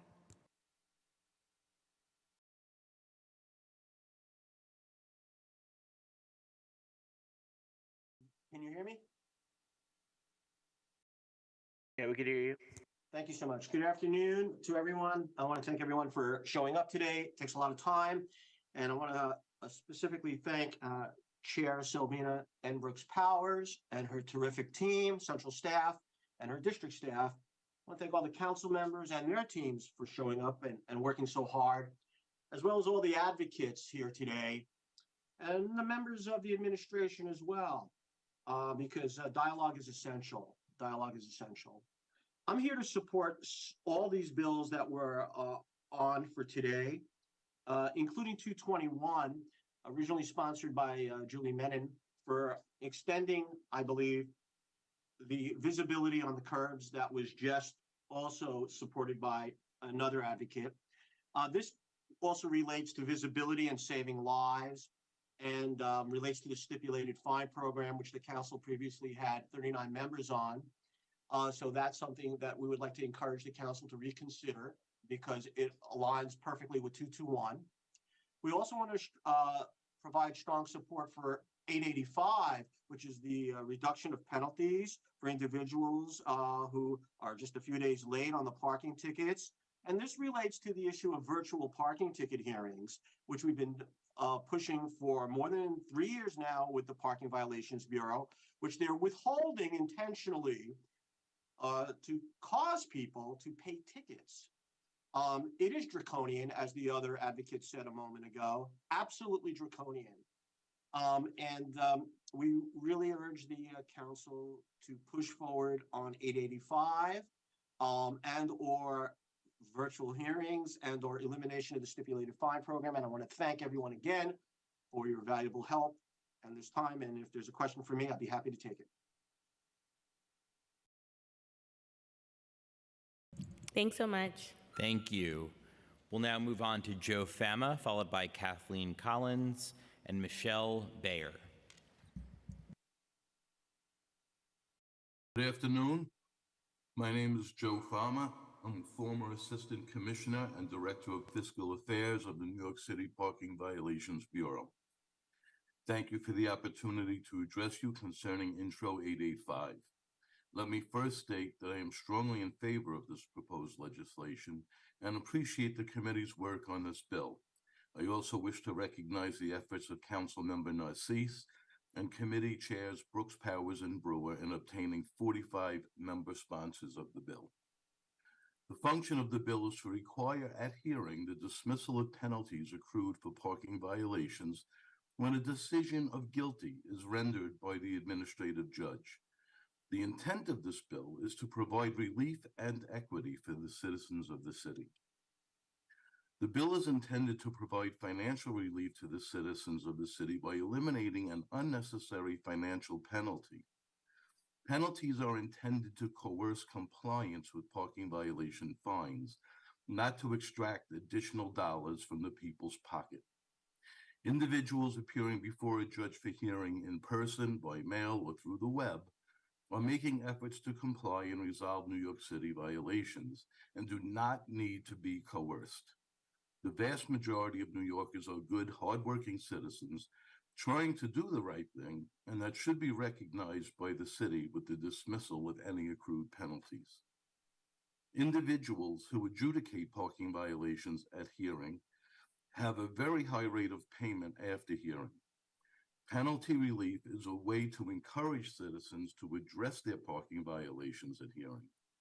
The city should be making every effort to assist individuals wishing to resolve their tickets. This bill will foster an atmosphere of cooperation and good government, which will result in more violations being satisfied and bring revenue to the city without expensive collection efforts. Time expired. Well, thank you very much, and I hope the bill passes quickly. Thank you so much, Mr. Fama. Thank you. We'll now hear from Kathleen Collins. Good afternoon, Time everyone. has begun. Okay. Good afternoon, everyone. My name is Kathleen Collins, and I'm on the board of Disabled in Action and also a co-coordinator for Downstate New York Adapt, two disability organizations that believe people with disabilities should be able to live in the larger community completely. We support Bill number 261, but would like it to go even further. We understand that curb extensions are not appropriate everywhere, such as where there is a bike lane or traffic shoulder. In those instances, the curb extension must be small enough to not reach the bike lane. However, we believe that curb extensions should be installed at all curbs in New York City where there is an on-street parking lane available, so that pedestrians will be able to cross in as safe a manner as possible at all such intersections, and not just intersections that are at this time are the most dangerous. We recognize that this cannot occur overnight, and that such extensions should be installed at the most dangerous intersections first, but it should not stop there.